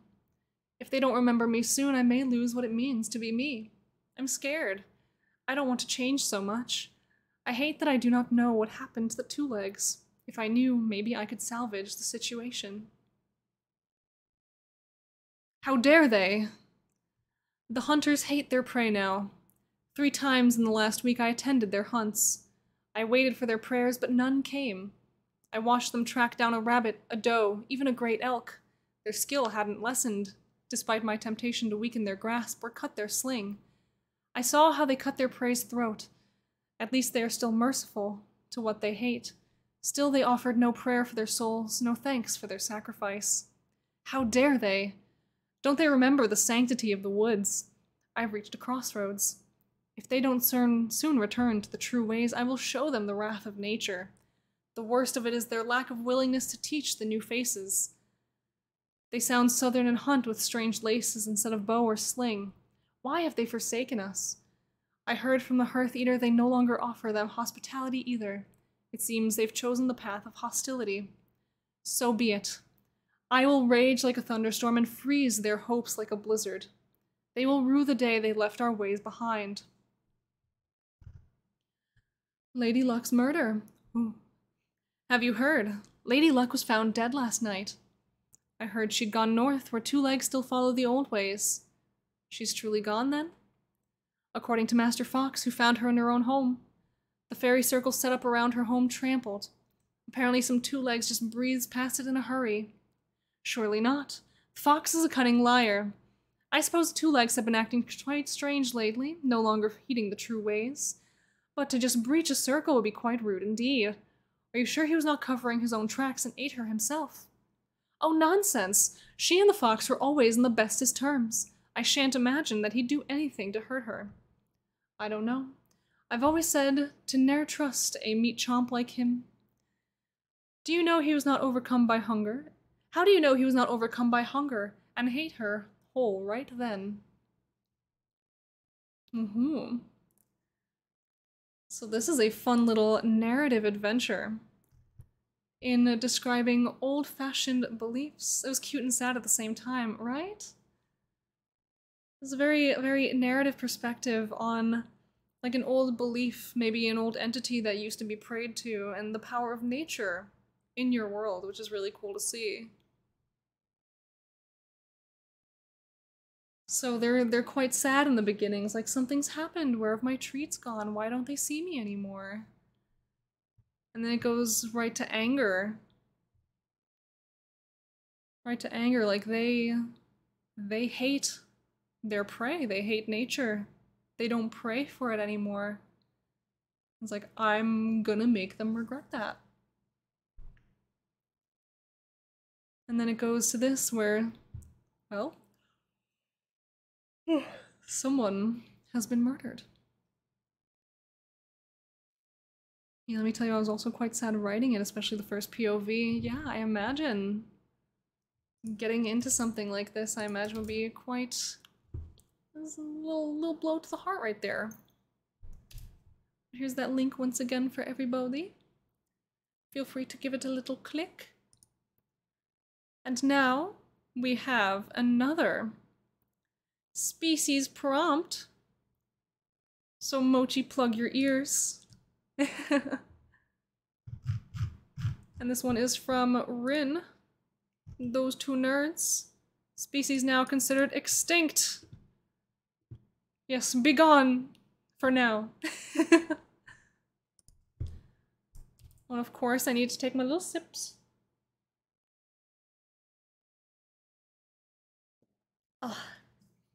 Today I have my little Good Morning Sunshine mug.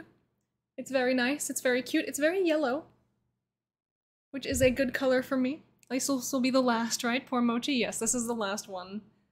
The last species on the list.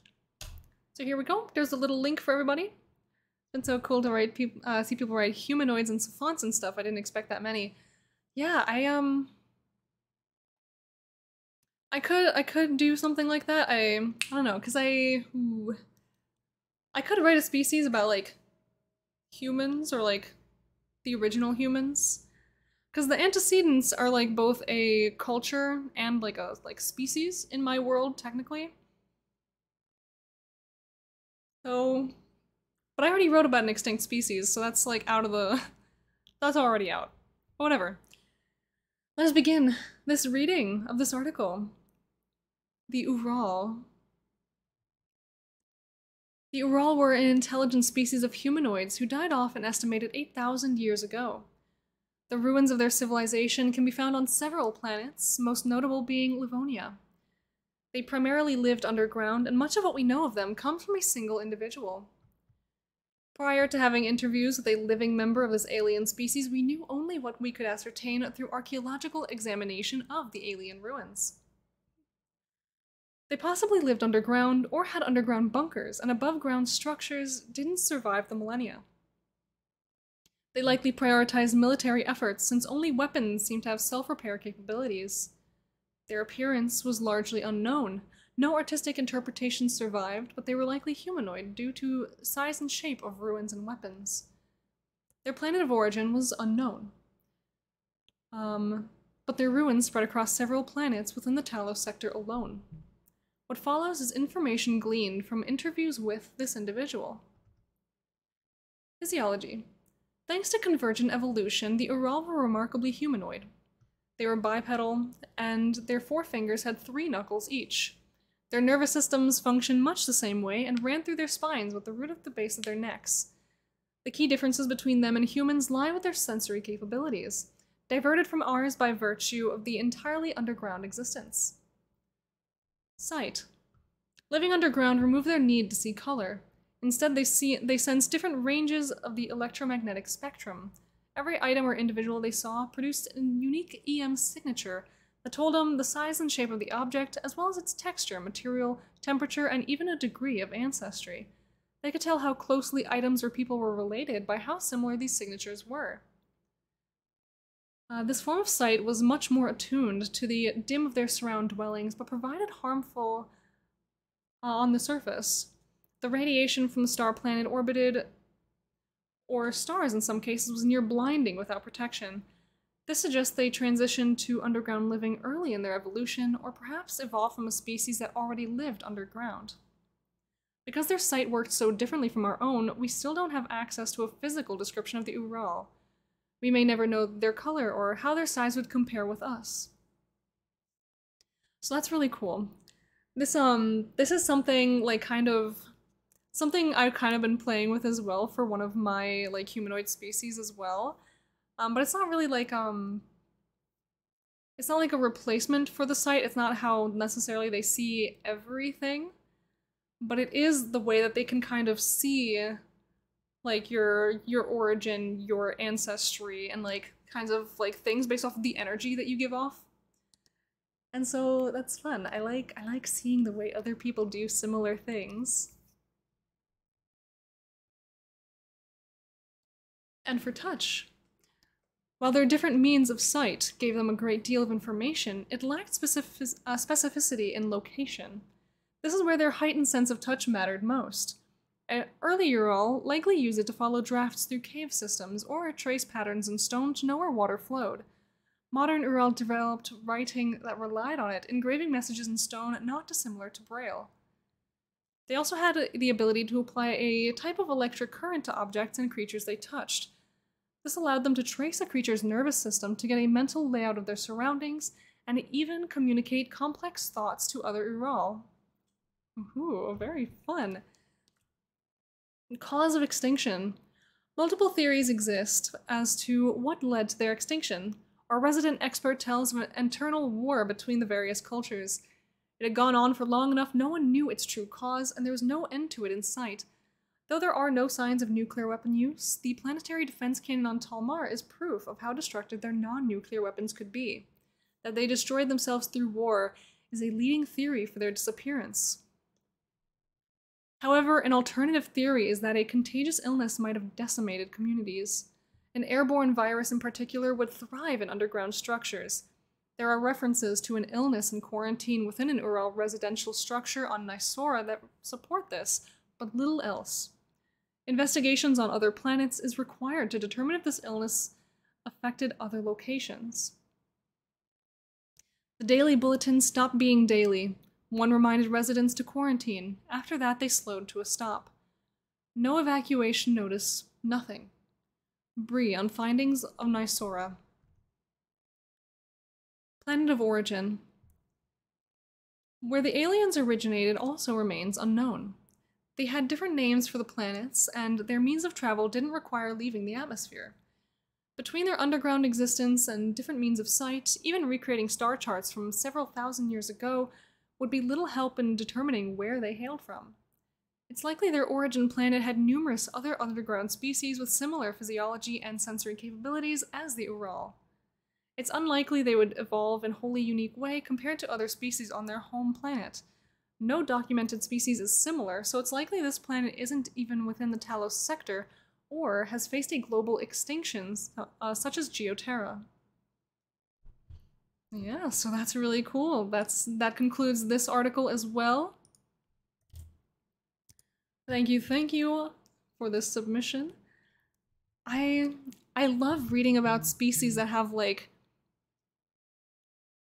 interesting sensory capabilities and different ways of like communicating with the world.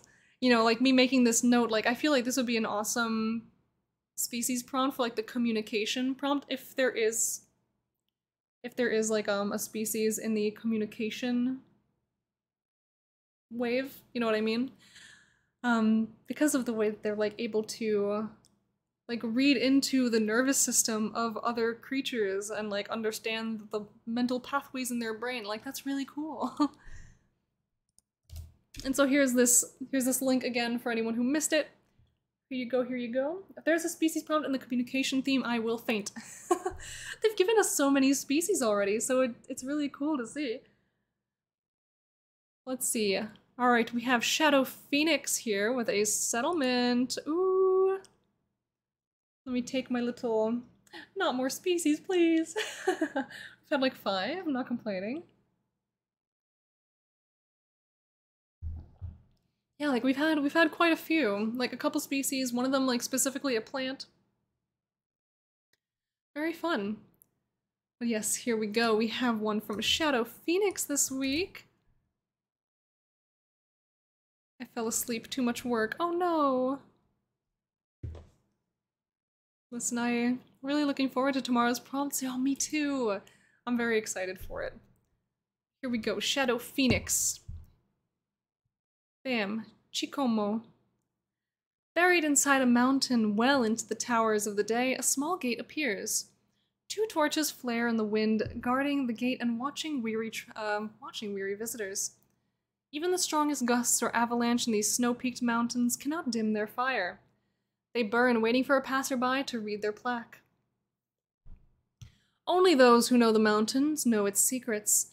Those who know its secrets know how to find the tunnels. Those who know the tunnels know where to find the gate. Those who find the gate may enter the kingdom.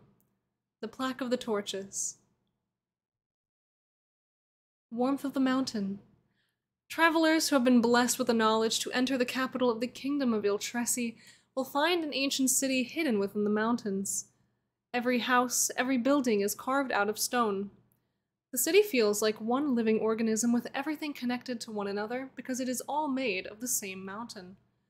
The roof of the enormous cavern that provides warmth and shelter to thousands of people is covered in obsidian. Looking up feels like watching the night sky. Stars twinkle as the deep purple glass reflects the city lights back. Comets pass by when a large envoy makes its way through a wide main streets. One part of the roof is magical obsidian altered to let sunlight through during the day, but turn into solid stone at night. That's really cool. At the heart of the mountain, a steamy castle overlooks the city. Said to be near impenetrable because of a heated obstacle, the lava lake where it resides and has done so for eons. Whoever came before knew what they were doing. They kept the boisterous lava far away enough to not risk burning their work, but close enough for its natural heat to regulate a steady and cozy temperature. People from all walks of life navigate the narrow streets to their favorite taverns and shopkeepers. A pleasant and bustling atmosphere makes the mountain feel like one big family. Children run through the alleys, parents running about and helping one another. Workshops fill the main streets with wares and services, providing weary traveler with all their needs. And we have this map here of Iltresi with all these lands all throughout. And Chikomo is here. Very fun. And this is another one of those very short and sweet articles. But, once again, it's a short and sweet article, but I'm just completely captivated by this idea of this, like, city covered over with obsidian. I'm eating that hamsalog right now and it's awful, so you're not missing anything? Oh, it's a lie to make you feel better for not being here. Oh, well, I appreciate the efforts. That was a good article. I read it while she was working on it. Yeah, I love this. Just like the visual of like these kind of stars kind of like lighting up on this obsidian ceiling. And it allowing the sunlight to pass through during the day and you know, like, it's really cool. I love the idea of the city. And that's just like surrounded by lava to keep it warm. And not to like, the city is not hostile for being surrounded by lava, it's just warm and cozy. Waffle always writes epic stuff. I see that now. I haven't consumed nearly enough articles from this person. But that needs to change.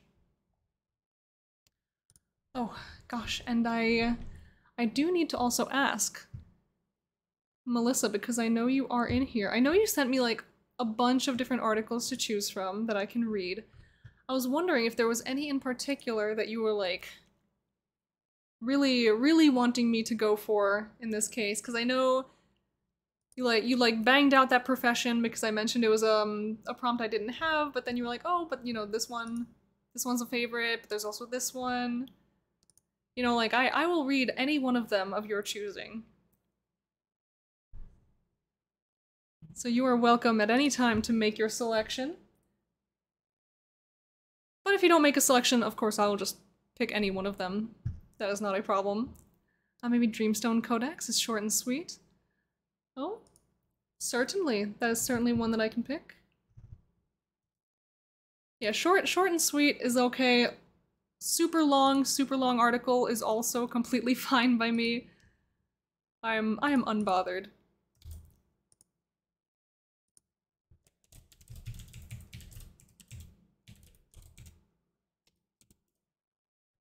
Alright. So we're a little far down the list at this point, because I forgot to add it to the actual list here. But here we go. We'll backtrack a little bit up the alphabet to read this one by our own Melissa Plays RPGs here in the chat. Yeah, egg! It's eggy time! Yo, I am ready to just absolutely house some eggs after this stream. Like, I'm trying to think of what exactly I want to eat for my breakfast, and that just might be it. But here we go. Here is the link for everyone. It's the Dreamstone Codex. And let me just see which prompt this is for. Item of great cultural or religious significance to people in your world. Very good. So here we go. This egg will chip your teeth. So you're saying there's a chance. Anyway. Legend has it that RS2 created 10 copies for each of the 10 worlds. 100 Dreamstone codices in total. Each is a remarkably clear cognizite crystal carved to resemble a dragon egg. Can I add an article to the list? You are more than welcome to still send me one. I think we should have enough time to get through them all. Like we should be a-okay in that regard. So feel free to just link one. And I will get to it. Just remember no venerated character, because that's my prompt. And yeah, you're welcome to send me any gold article that you are particularly eager to share. Here we go. The great religious text stored within details the creation of the dream and the earliest history of the Serpent and the Shadows War. The Dreamstone Codex has been hand-copied into books and eventually printed many times over. It is the most copied book in the Dragonstar system and is the basis for the common language. The Elvish Codices. In early history, the elves were in possession of several copies of the Dreamstone Codex, but they never found the need to keep it for their own records. They believe that if Arastu is doing his job, they need not bother. Instead, the stories within the Dreamstone Codex are passed along with other oral histories and traditions among the elves. Few elves have learned to write, and fewer still have actually touched a Dreamstone Codex. Most elves learn about the dream from their clan's Loreweaver or by attending the Loreweaver's festival. Though many elves learn to speak the common language, their culture predates the arrival of the Dreamstone Codices, and they have their own older language. Elves are extremely long-lived if they do not meet a violent end. They rarely succumb to sickness and do not die of old age. There are many first and second generation elves still around. History is not forgotten. The Elders and Loreweavers ensure that history lives on. The Dwarven Codices. The copies of the Dreamstone Codex discovered by dwarves greatly influenced their culture. Record-keeping and use of the cognizite crystal are an important part of daily life among the dwarves. A great reverence for Arastu and the Eternal Library is pervasive among the dwarves. There is a cognizite crystal copy in the Dreamstone Codex at the Astral Watchtower. Most dwarven homes have at least one copy of the Dreamstone Codex. It is not uncommon for a dwarf to add marginalia to fill the empty spaces available on the pages with additional notes, definitions, or opinions on the content of the codex. And the human codices. The copies discovered by various humans of Akir led to the study of archaic magic, a form of magic utilizing the words the dreamer herself used to create the dream. By learning a few words and phrases of the archaic, human wizards have learned to cast spells. Humans from the equatorial continent have had an enlightenment period, advancing their magical powers greatly. They view magic spells as a gift from the dreamer. Woohoo! And it is indeed a short and sweet article. Very cool. I love articles about items that go into like the different cultures that kind of like come in contact with, you know, like more or less the same thing, and the different ways that they use it or experience it or just interact with it in their daily lives. So that's really sick. So of course we have the elves who like, they live forever. They make sure that history does not die. History does not get forgotten just throughout all of the ages that they see. I love that the dwarves just like, they annotate everything that they read. They just take little notes, like little margin notes. That's awesome. And humans, they learn to use magic and view it as a gift from the dreamer, from all the words that she once used. So it's a lot of fun. I love this. So here you go, is that link again. Let's see, how many more articles we have on our list. So we have 4 articles here that have not been read. So we have like plenty of time. If anyone has like an article that they want to submit that, you know, like, I haven't read anything of yours yet today, feel free. Like, absolutely feel free. But up next we have sent it via Discord. Okay, perfect. Here we have Stormbrill, another. Woohoo. Oh, look at this header with all the god husks. Ugh. Oh, Stormy, you keep doing it to me. Here's our article to be just now. I'll take my little sip. Yes. And this is Days of Creation. One historian's attempt to teach the story of the gods. Oh, and I already see a wonderful little image here. Seems IRL calls again, so we'll have to listen to the rest on VOD later. Take care, thanks again for the lovely reads. Oh, you are so welcome. Thank you for stopping in. Thank you for submitting a wonderful article. Wait, I read that, it was fun. While writing, he somehow conjured a black magic for the damn children's book. Listen, when it comes to Stormbrill, that is just the content I expect. We love it. So here we go. I'll read you any book tonight as long as it's not overly violent, or too long, or poorly written. You know what? Let's read about the gods again. That's always good. A quote from Morgan Vasdemet. Someone we know. There we go, the days of creation, how gods came to be. Look at this little cover here. Just yay! Because we know that the story of the gods in Stormbrill's world, the story of the gods in Cathedrus, is so happy and so lighthearted and fun. Oh, good night, Drunken Panda! Wonderful stream today, thanks for the article read. Oh, you are so welcome. I look forward to seeing you send me something next week, maybe, if you have anything. Happy sleeps? Yes, happy sleeps to everyone. Alright. The story of just how the gods were created has been on the historians' and anthologists' minds for as long as humans have studied history.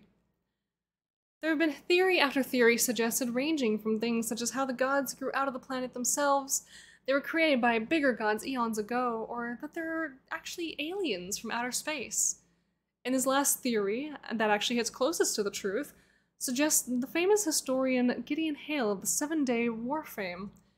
Hale suggests the gods were once human, most likely, or some form of proto-human, when some mysterious objects, power or impact from outer space corrupted and mutated the mortals into immortal deities.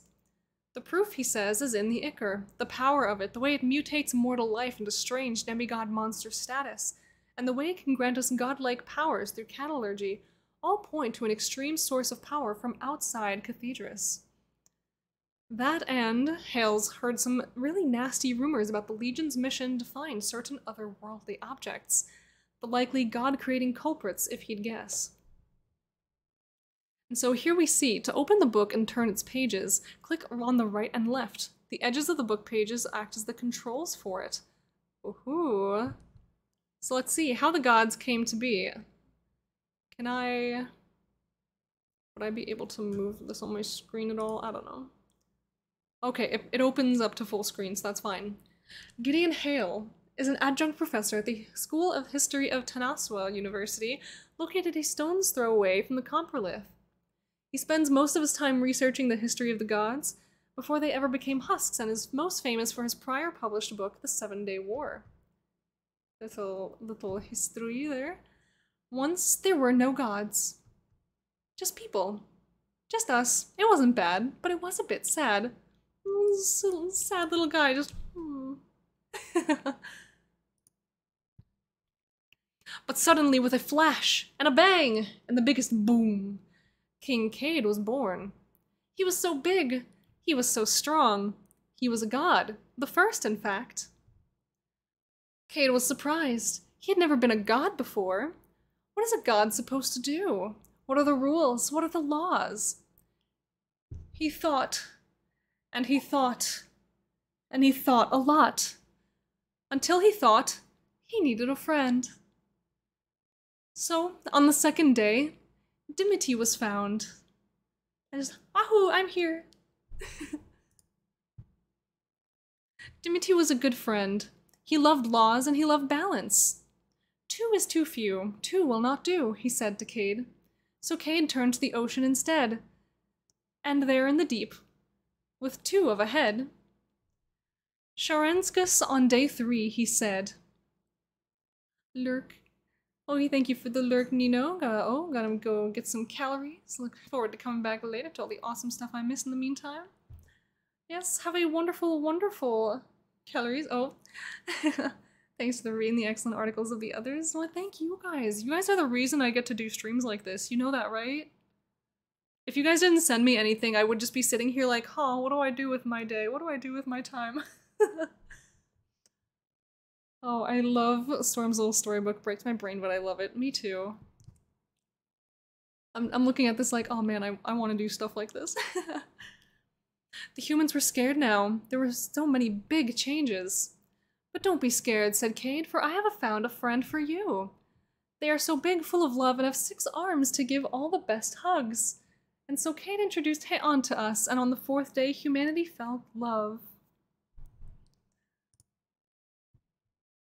Cade had gotten good at this. He was on a roll.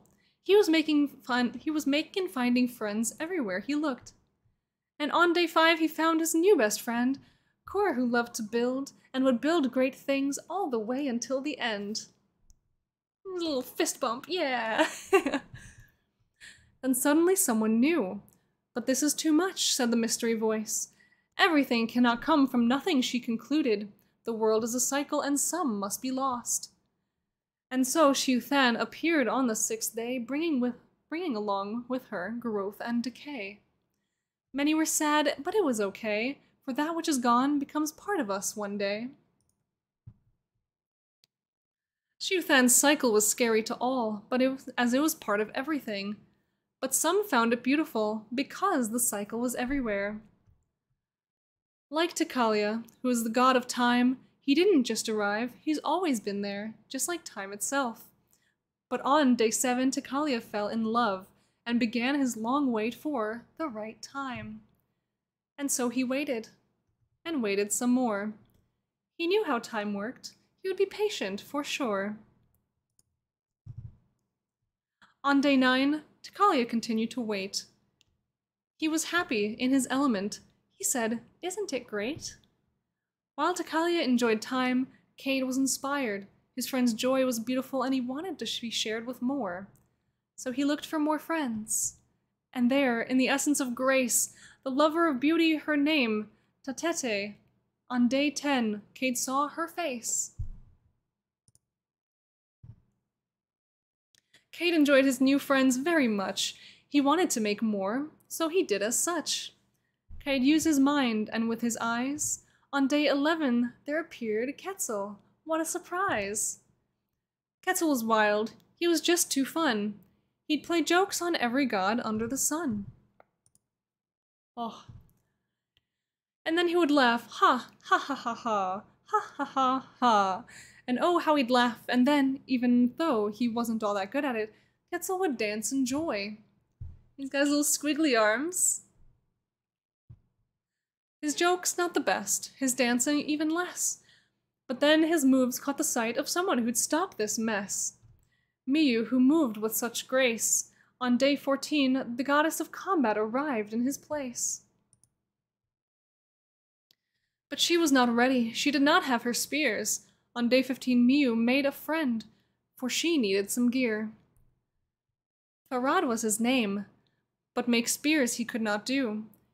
He had just fire and metal. He needed to add more friends to his crew. So, one day later, day number 16, they found Kodad, the hammer-wielding queen. And so the first weapons were born, and from the hands of the smithing duo, with her new twin spears, Miyu moved with such flow.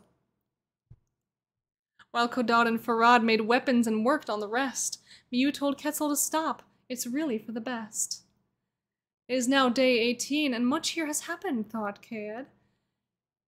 We should probably record this. The humans need our aid.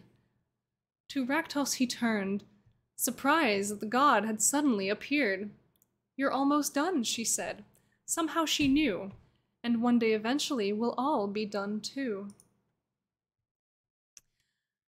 What she had meant, Cade wasn't sure, but he was excited, for it was time for the victory tour. For he made his great friend, Avantarian the Great, on day number 19. All the gods had arrived, just as foreseen. The end. With all the little drawings of the gods everywhere. And that's so fun. And there's the end of the book. Oh, and there's even some windows underneath.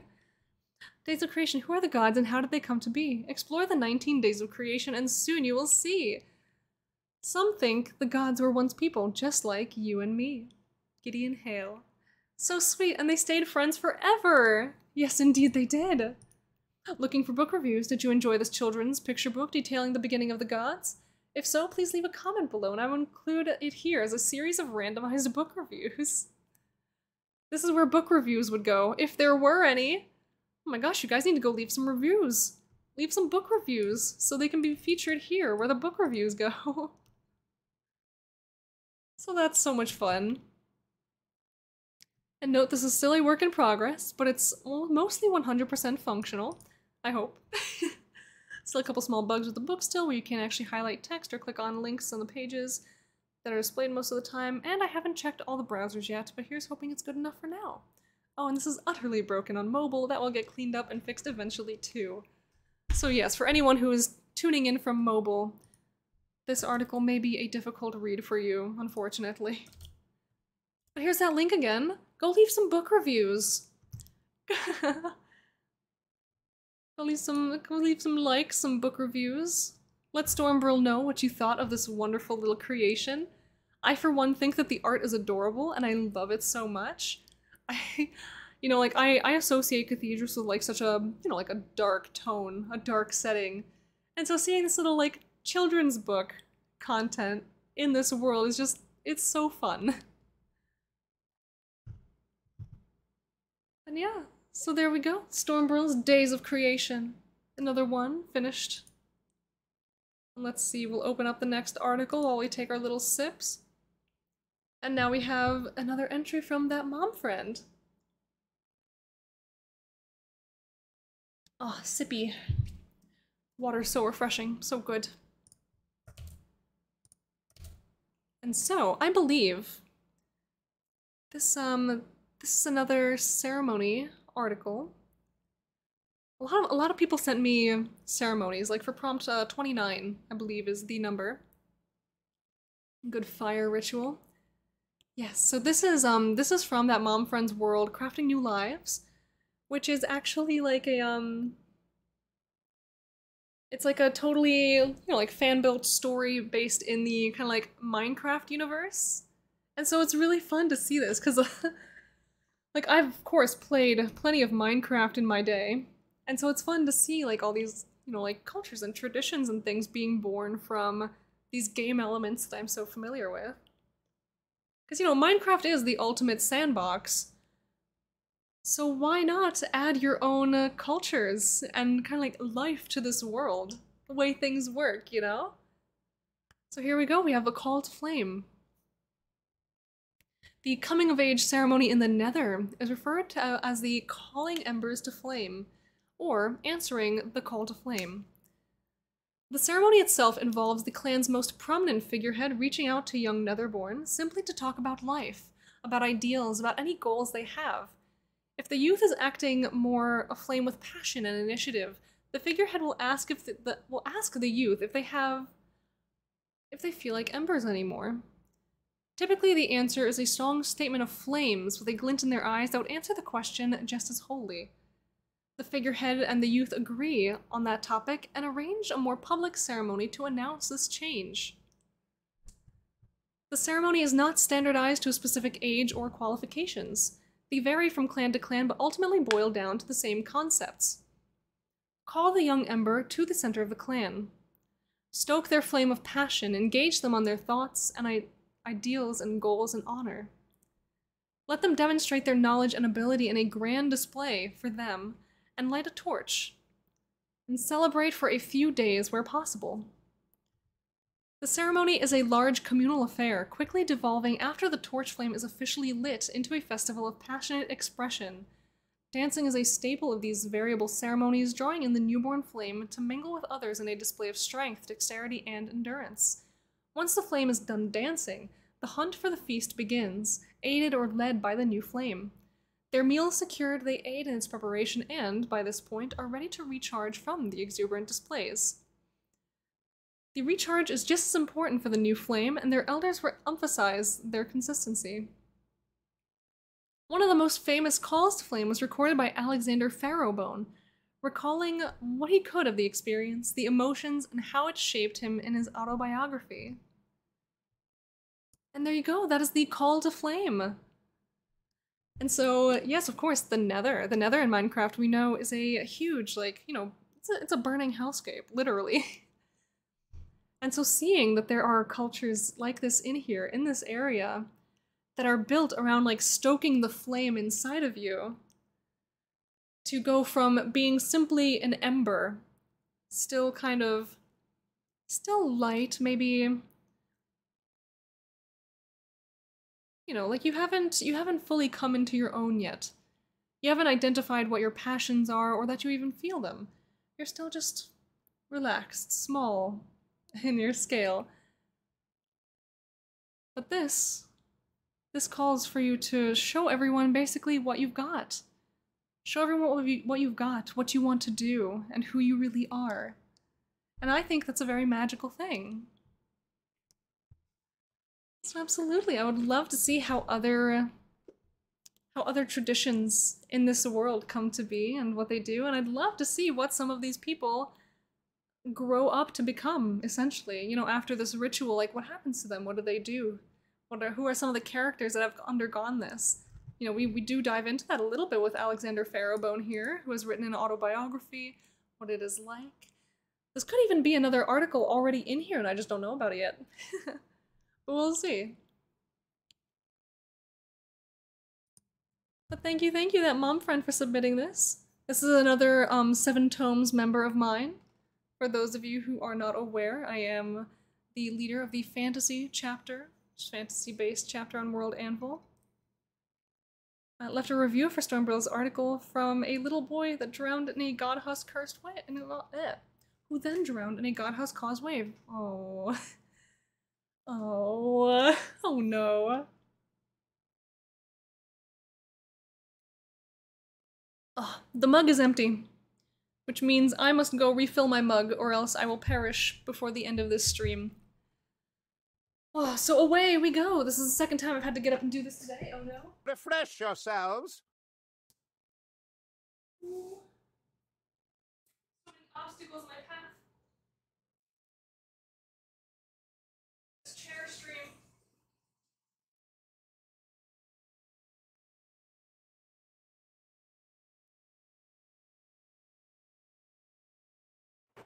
Ooh, here I come. Ah! Why are we redeeming sippies while I'm up? Every time. No, refills are important, or you need a larger mug. Listen, I'm just, when you're live for 3 hours and you're reading, redeeming sippy for fun and profit. Oh no. Oh, alright, so, where are we now? Alright, here we go. Be wary, be merry, don't be contrary. Armand Rosamilla, thank you for following. Hello, welcome in. Welcome to the Owlworks. So here we go, we have...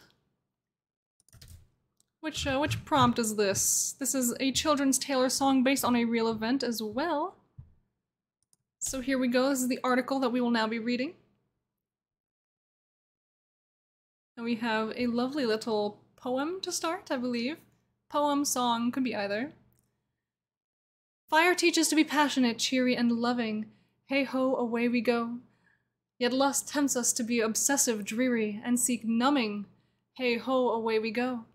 That's why we're always told, be wary, be merry, don't be contrary. This is giving me, shanty vibes.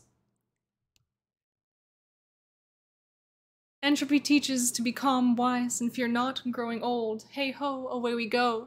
Yet cowardice tempts to be feared, frail, and cowering dolt. Hey ho, away we go.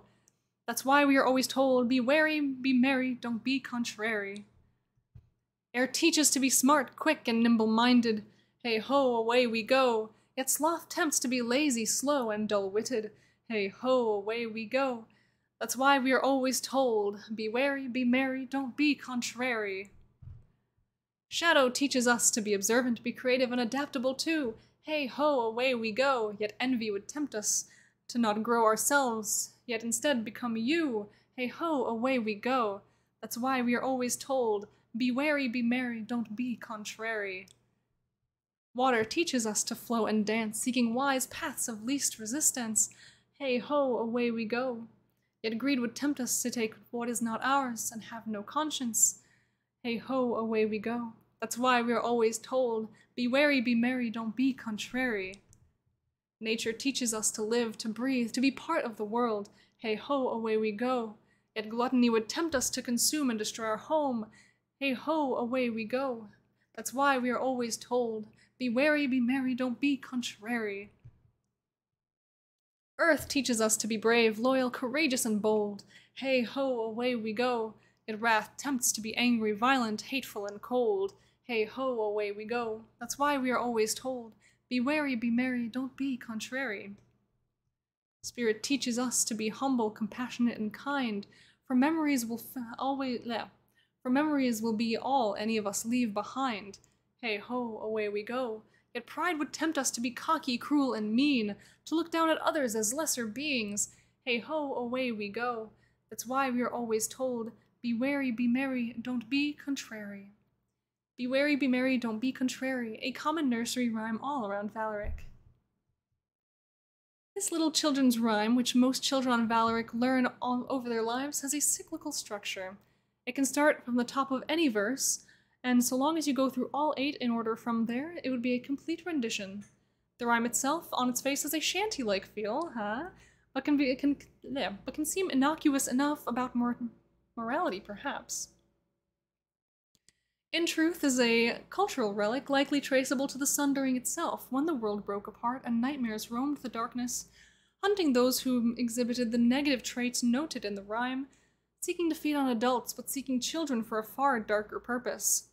Children could be infected if they had enough of these negative traits, twisted and turned into dark and fell spawn, horrors and terrors, soldiers in the eternal wars of the primordials, their innocence utterly taken and twisted in the fell mirror of the void forever. Ooh, content warning, objectively, kind of a bit of body horror and general nightmare fuel, read at own risk. I'm just gonna pop open the spoiler to see. Ooh. Yeah, we're not gonna read about that one on stream, but it does seem pretty cool. in a kinda fucked up way. As such, it seems this little nursery rhyme, this shanty-like tune, is likely a cultural artifact of parents trying to help their children understand morality and the dangers of losing any part of it in a world gone mad while still trying to be parents and avoid discussing the horrifying matters with their children in such a way as would shatter their youthful innocence. So yeah, there you go.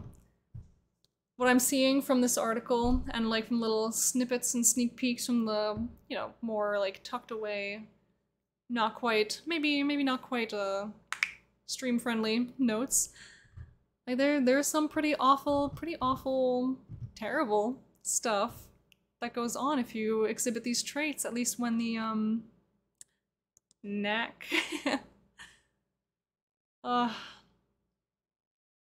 Yeah, some pretty terrible things happen if you forget your morality in times like these. Sounded like mine. Oh. Oh no, I'm sleepy. That's not good. We want to avoid being sleepy as much as possible today. Alright.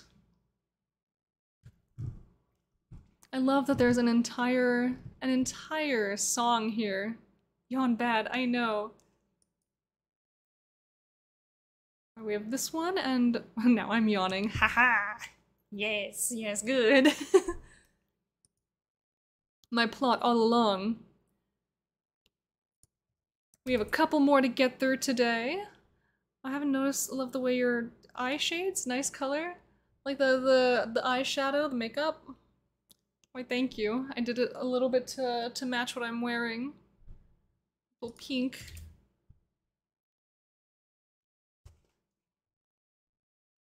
Yes. But here we go. This is our next article. We are reading another Vazdamet article this week. And this time it is the Mark of Devotion. Alright. Prior to serving on a Sanctorum Dreadnought, militants are required to take the Mark of Devotion, proving themselves to be fully devoted to the Grand Ascended they have been selected to serve. The sign of devotion is a permanent and initially painful, hot branding scar proving the devoted's absolute commitment to their new role to the Grand Ascendant they now serve. Execution. Alchemical preparation.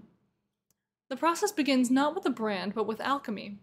1 to 6 hours prior to the ceremony, those who receive the mark consume an alchemical compound specifically formulated to complicate the healing process, with a second dose administered immediately prior to the branding.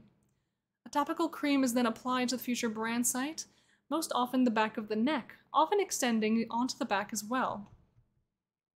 Specially formulated based on the species of the devoted, the cream is to enhance sensation of the skin.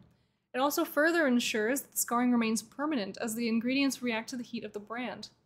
These alchemical precautions ensure the brand remains permanent once it sets, typically within a year of application, regardless of what curative magic is applied after the fact. So you can't just heal it away like you could maybe another scar. Branding. A hot brand is applied itself next, its design determined by the Grand Ascendant the devoted is to serve. This design is simple yet highly symbolic, representing the conclave member or their ship in some way. In the past, these brands were applied with pyromantically superheated branding irons, maximizing pain as a metaphor for the ultimate devotion of the marked, though that practice has slowly given way to thermal branding pens. Rather than an attempt to reduce the pain experience, the switch was wholly to allow more intricate and even designs, versus the potentially uneven scarring caused by a flat branding iron. I hate it. That's some good work on this article. Yeah. As a result, the recipes and doses of the sensitizing cream were altered to make up for the pain reduction. This has the added advantage of requiring those marked to hold their composure much longer, as the brand now requires more than an hour to apply in most cases, rather than mere seconds. Okay. Yeah, that's pretty good. That is pretty sick. So yeah, have this brand applied to you for an hour. See how that feels. Aftercare. After marking, the newly devoted are expected to keep the wound clean so they can shoulder their new duties as quickly as possible. Some conclave members also expect their devoted to agitate the brand with a soft bristle brush every several days to cause larger and more noticeable scarring, though this will be dictated by the Grand Ascendant themselves. Intentional desecration of the scar site, whether an attempt to remove the brand or overemphasize it beyond that is required, is punishable by death. It is rarely quick. Noted. Observance. This mark is administered at any time a new living militant is chosen to serve on a sanctorum. The date is selected by the conclave member controlling the dreadnought in question, with a devotion ceremony often held the day before or the day of the new crew member's transfer. The scars will remain sore for up to several weeks afterwards, depending on the amount of curative magic permitted for the mark recipient, or even longer in cases where the newly devoted is required to exert themselves and potentially interfere with the healing process. On some sanctorums, new crew members are permitted several weeks to familiarize themselves with the ship prior to beginning their duties, allowing time for the brand to scar and heal. On other ships, this is considered merely another opportunity to display one's devotion. Yeah, so there you go. So this is your ceremony representing a transition or transfer, and so this is you devoting yourself to a lifetime of service to this Grand Ascended. So, Couple things going on here. One, this is a very painful process. This is intentionally meant to scar you forever for life, no matter what you do to try and remove it. Pretty wild. But overall, an awesome read. It shows you how seriously they take these like devotion ceremonies and your role in this sanctorum. Yeah, so this is really awesome. And so you'll just have this mark on you for the rest of forever.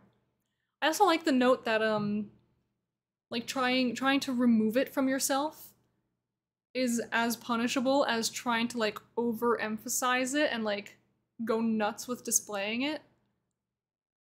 It's really interesting because clearly they don't want you to be like a fanatic about this. They don't want you mutilating yourself to like emphasize that you have this scarring.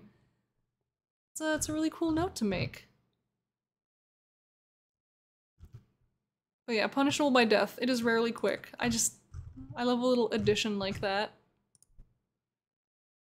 Very cool. So let's see. What else have we got? We have... Here we go. We have another article right here. Just gonna pop it onto my list here so I don't forget about it later. But here we go. It's our little article from Jacob W. It is coin under the mast. I'm going to say this is probably the old-fashioned ritual, or like, yeah, behavior or tradition considered old-fashioned, heck yeah. So here we go, I'll take my little post-article sip for a second. Ugh, have a little sit and sip. Well, I guess I do actually have some other articles that I will be reading after this. This is just like the last article I have specifically for like, these were the submissions for gold. But yeah, here we go. Coin under the mast. I do love seeing the little icons people put in, you know, like at their article titles. I usually only do them for like meta articles. Like for my events and all those kinds of articles, I usually put in a icon. I don't know, they're really fun for regular articles too. And pay the ferryman and have fair winds. The ancient Greek already had the practice of placing coins under the mast for sailing vessels. The Romans copied this, and through the ages the custom remains. History. Historians believe this practice is connected to the funeral practice of laying coins on the eyes of the dead, to pay the ferryman for the crossing of the river Styx. Because sailors regularly lost their lives at sea and entire ships disappearing beneath the waves was, and is, not an unusual occurrence. The placing of a coin under the mast was a payment for the whole crew to pass into the afterlife. Ooh. So that's fun. So on more than just an individual level, this is for everyone to make it in.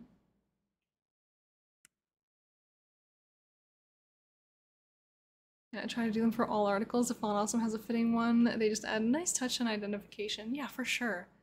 Like it's nice. I love little icons. Just, not even just in this context, just like in general. Yeah, for the whole crew. Current. Even with the graduate change of belief systems, the custom of placing a coin under the mast remained. Sailors were and are a superstitious bunch who take comfort in traditions. The meaning of the coin changed to be that of a token of good luck, to pay for fair winds.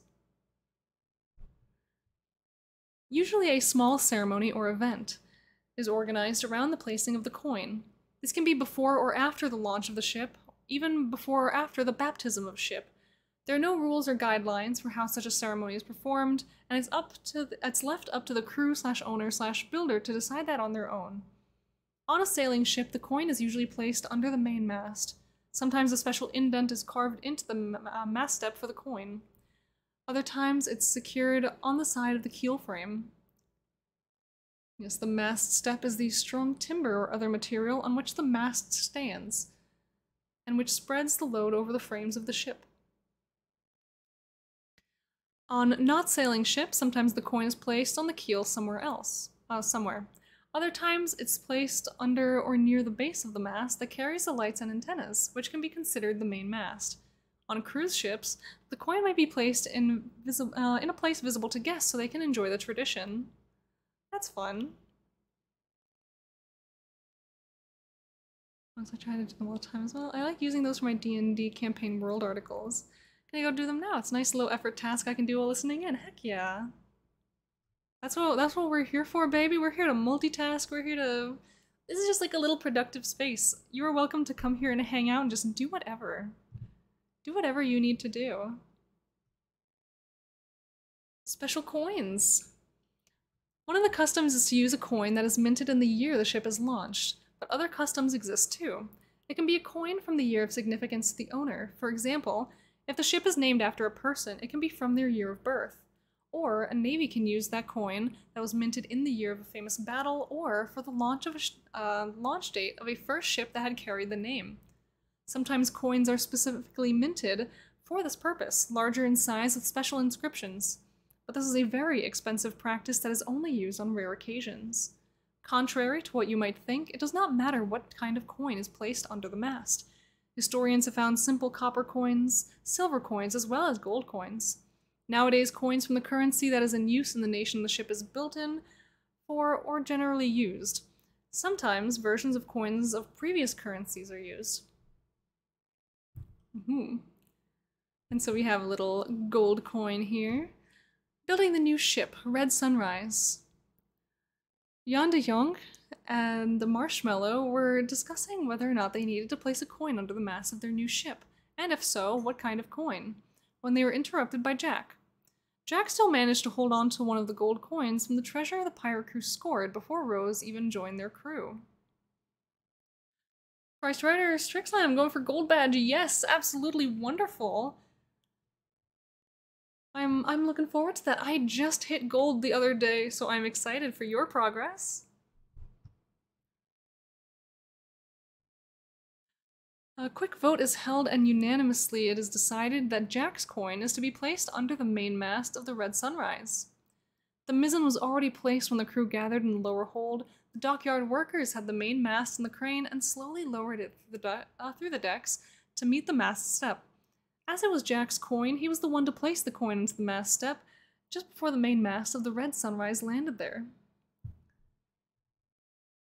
And that concludes this article. Would the coin from a sunken vessel be cursed? That is a really good question. Because we know the talk of the internet right now is the Titanic, of course. And so there's been a lot of talk about how people who have gone down to the Titanic and like taken things from it.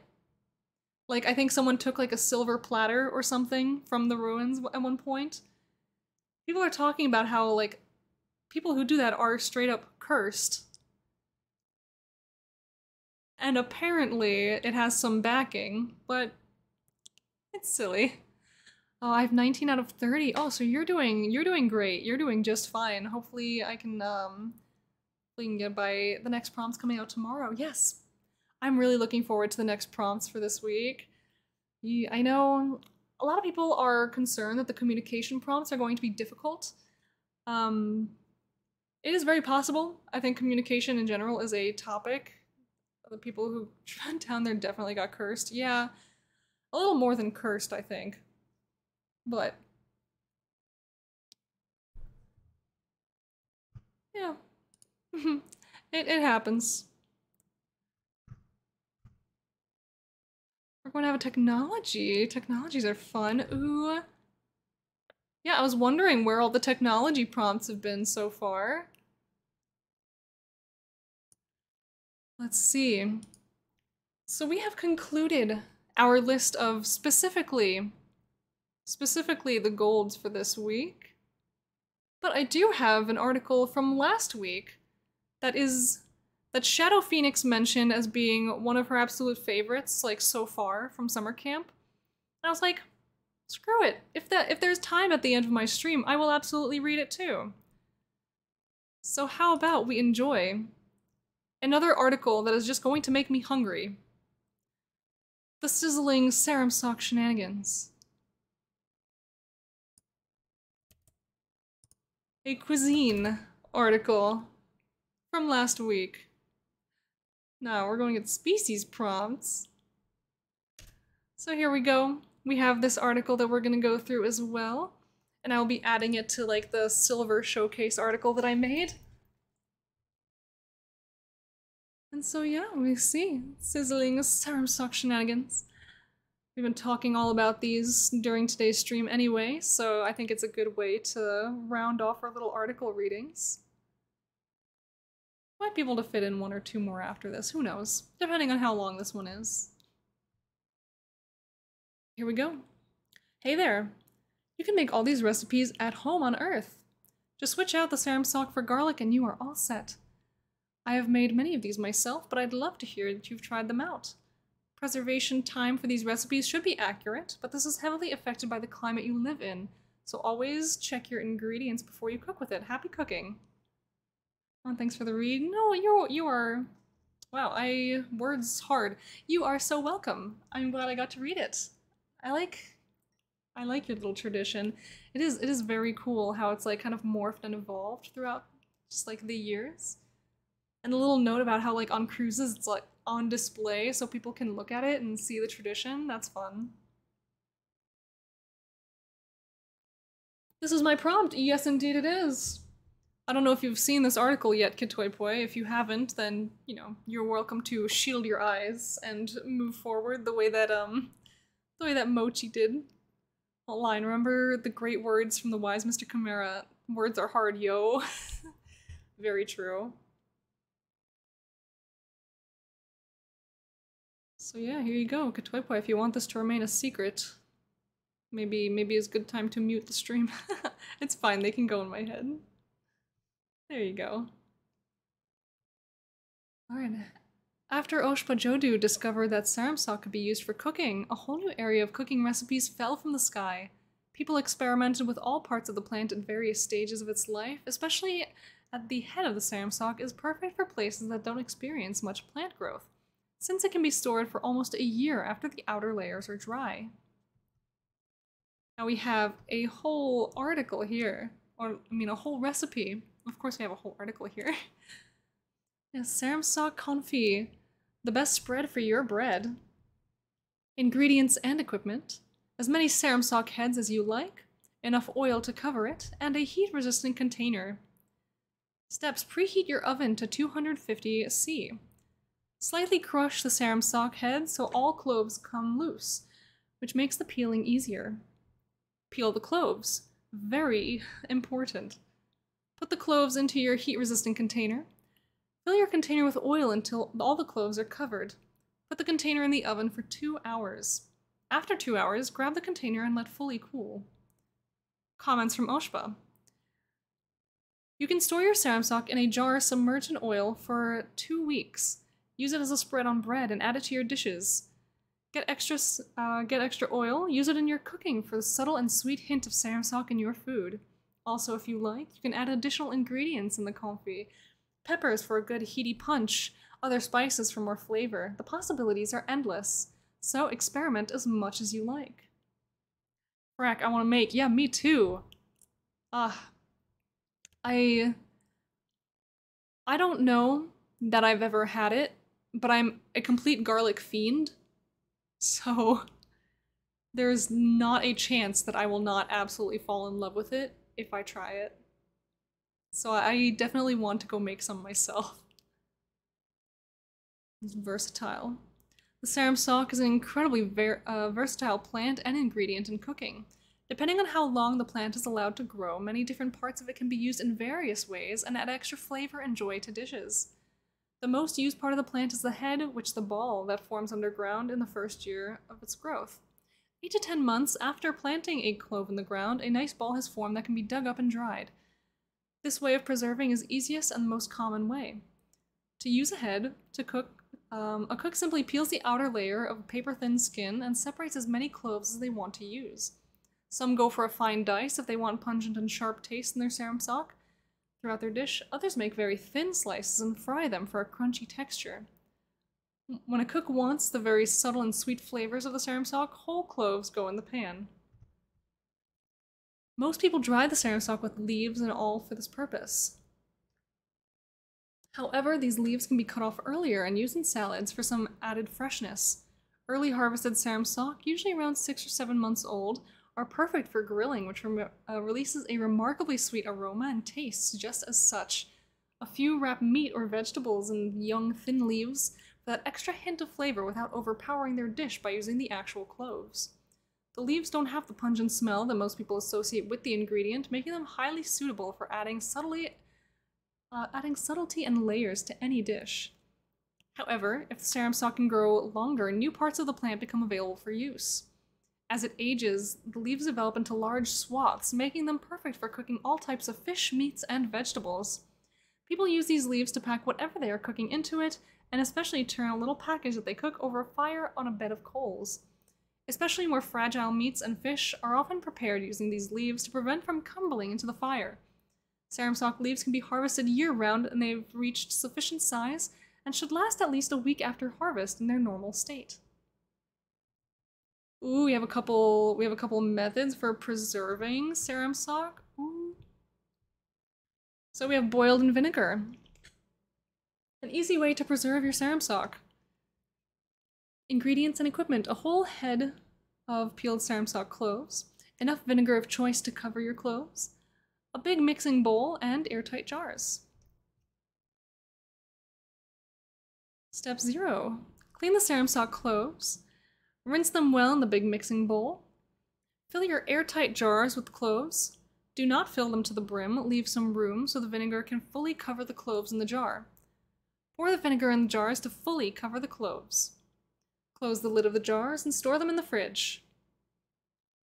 You can use these cloves for at least a year. To use them, just get a clove out of the jar with a clean utensil and rinse off the vinegar. Then use it however you see fit. You make homemade powder. Ooh. Add the flavor of sarum stock to all your dishes in easy powder form.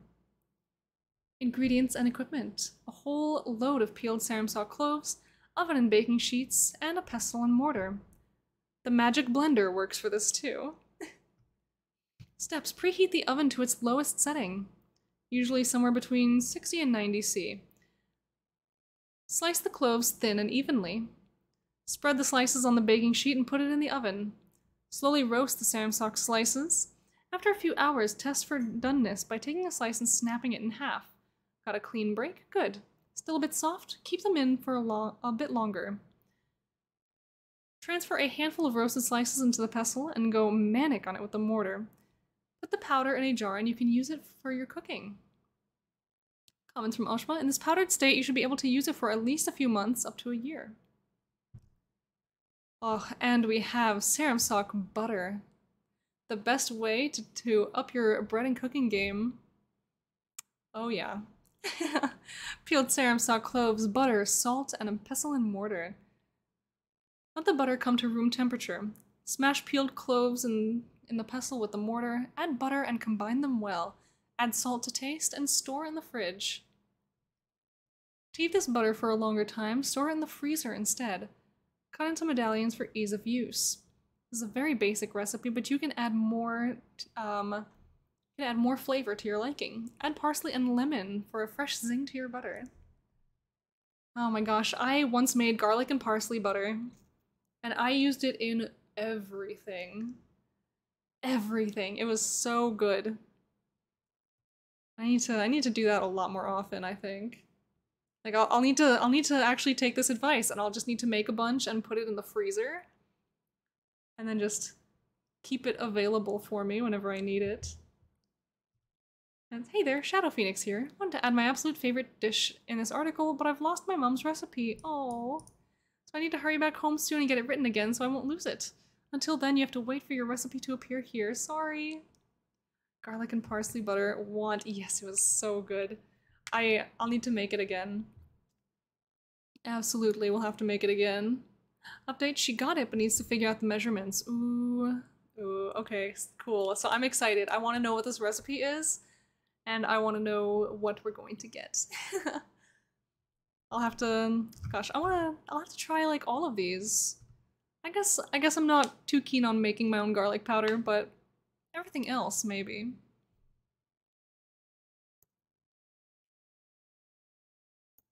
Very good, very good. Now let's see, let's grab this let's grab this link again for anyone who missed it. There we go. Samsock Shenanigans. And yeah, so that is excellent. That is very cool. You guys have given me so much amazing reading material today. It's 3 times amount 3 times the amount of garlic.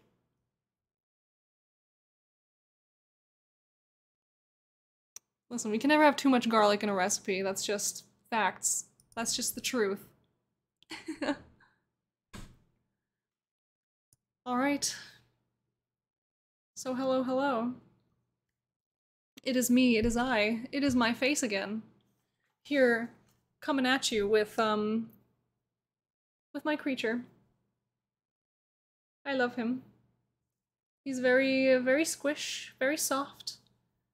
I've named him Mr. Mochi, because he's soft and squishy like a little red bean rice cake. And so that is how he has earned his name. My little squish bean that I got from the aquarium in Los Angeles. Is that an axolotl? It sure is. Look at his little nubby legs. Little nubby boys. Where's the other? There we go. Little nubby hands. Little cute fluffy. Yes. And so, yeah, so I just want to thank everybody who sent in articles today, everyone who just gave me awesome stuff to read. You are all incredible, actually, like genuinely, all incredible world builders, and I love reading everything that you make. I only wish that there was enough time in the world for me to, like, genuinely read everything that you make, but, you know, time is hard. So it's a rough one. Thank you for read. Thank you for send. Thank you for send. Thank you for chill and chat. I love and appreciate all of you who just come into here and come into these streams and just hang out with me and just have little chats. You know, like the energy of the streams like today. They really make up for days like Tuesday where I just wasn't able to stream for, you know, silly reasons, silly internet outages. And done with prompt 22. Oh, look at you, you're climbing the ranks. Almost at that gold. Very good, very good. Yeah, I was so genuinely gutted by the fact that I wasn't able to stream on Tuesday. Like straight up, like I had plans to sit down and do all my writing sprints. I had 8 articles, like, you know, at the ready for me to just go, you know, write. And so, you know, I try to stream. It's not working. The internet's clearly not in it today. I'm like, okay, it's fine, it's fine. I'll reset my router, I'll reset my modem, everything. I'll just, you know, change all the things. And I did that and it didn't help. And it turns out that the internet was quite literally just not having a good day in my area. I was looking for moral support Tuesday night. Oh, me too! Me too! And like, I ended up getting not a single article done that night because I was sitting there like, stream not work. And anyway, I ended up getting them done, like, you know, just throughout the week at work. You know, and during my lunch and other times. Sometimes it is that way, don't be sad. I'm trying to be sad. I have this thing, you see, where things kind of just happen in my life, and you know, like, I know, in my brain, I know it is not my fault. I know that it cannot be avoided, but my brain is like, but what if you took it personally anyway? You know what I mean? Like, what if you still felt bad regardless? And so I'm like, okay, I guess. But no, it's okay. Because I still know that no one is actually mad at me for not streaming. I know you're all very nice. It's just, more than anything, I was just excited. I was just excited, and so not being able to stream that day really took the wind out of my sails, so I was like, well, I guess I'll just spend the rest of my night sitting. And just sitting here, hanging out by myself. I'm mad. I'm not. This is another lie. Oh my goodness. First you lie to spare my feelings, then you lie to do the opposite. Goodness gracious. But no, you have all been wonderful. I love and appreciate all of you in the community. And I think with that said, I must return you all gently, just gently place you into the hands of the community from which I stole you. And it seems like World Anvil is indeed live. We have a wonderful talk today, it looks like, for creating bilingual characters with Rock and Janet. Throw us at Mach speed. No time for an elven ritual. No, it's already like 1 o'clock. I must start to get going, and it is time for us to go raid World Anvil. So I'm just gently placing all of you back to the community from which I steal you. Have a safe trip. Why, thank you. Once again, my little raid shout is bird raid, so if you want to let everyone know that we are a bunch of birds who are raiding the stream, you just go do that. Seems I return with the best timing. Yes, absolutely. You return with exactly the right timing to go tell everyone it is time for a bird raid. You do not steal us, we come here of our free will. Oh, wait, thank you. I mean steal in the most loving way possible. Thanks for the stream. Thanks for everyone who stopped by to like articles. Yes, absolutely. Absolutely. And once I post the article that I finish with the, you know, like the little spotlight article, absolutely, go through it again. Go give some more reads. Go give some likes, some comments if you have the time and the energy. I know summer camp things are going all over the place. Not everyone has energy to go leave comments on things, but it's really nice and it makes people feel loved and seen and appreciated. And that's exactly what we're trying to do here. It's what we're trying to promote. So everyone, of course, have your sippies at the ready. Stay happy, stay healthy, stay hydrated. Grab your sippy and go world build, everyone. I will see you over in World Anvil's stream. Have a most wonderful, wonderful rest of your day. Yes, yellow. The gold. There we go. Yellow mug. Have a wonderful rest of your day, everyone. I will see you another time.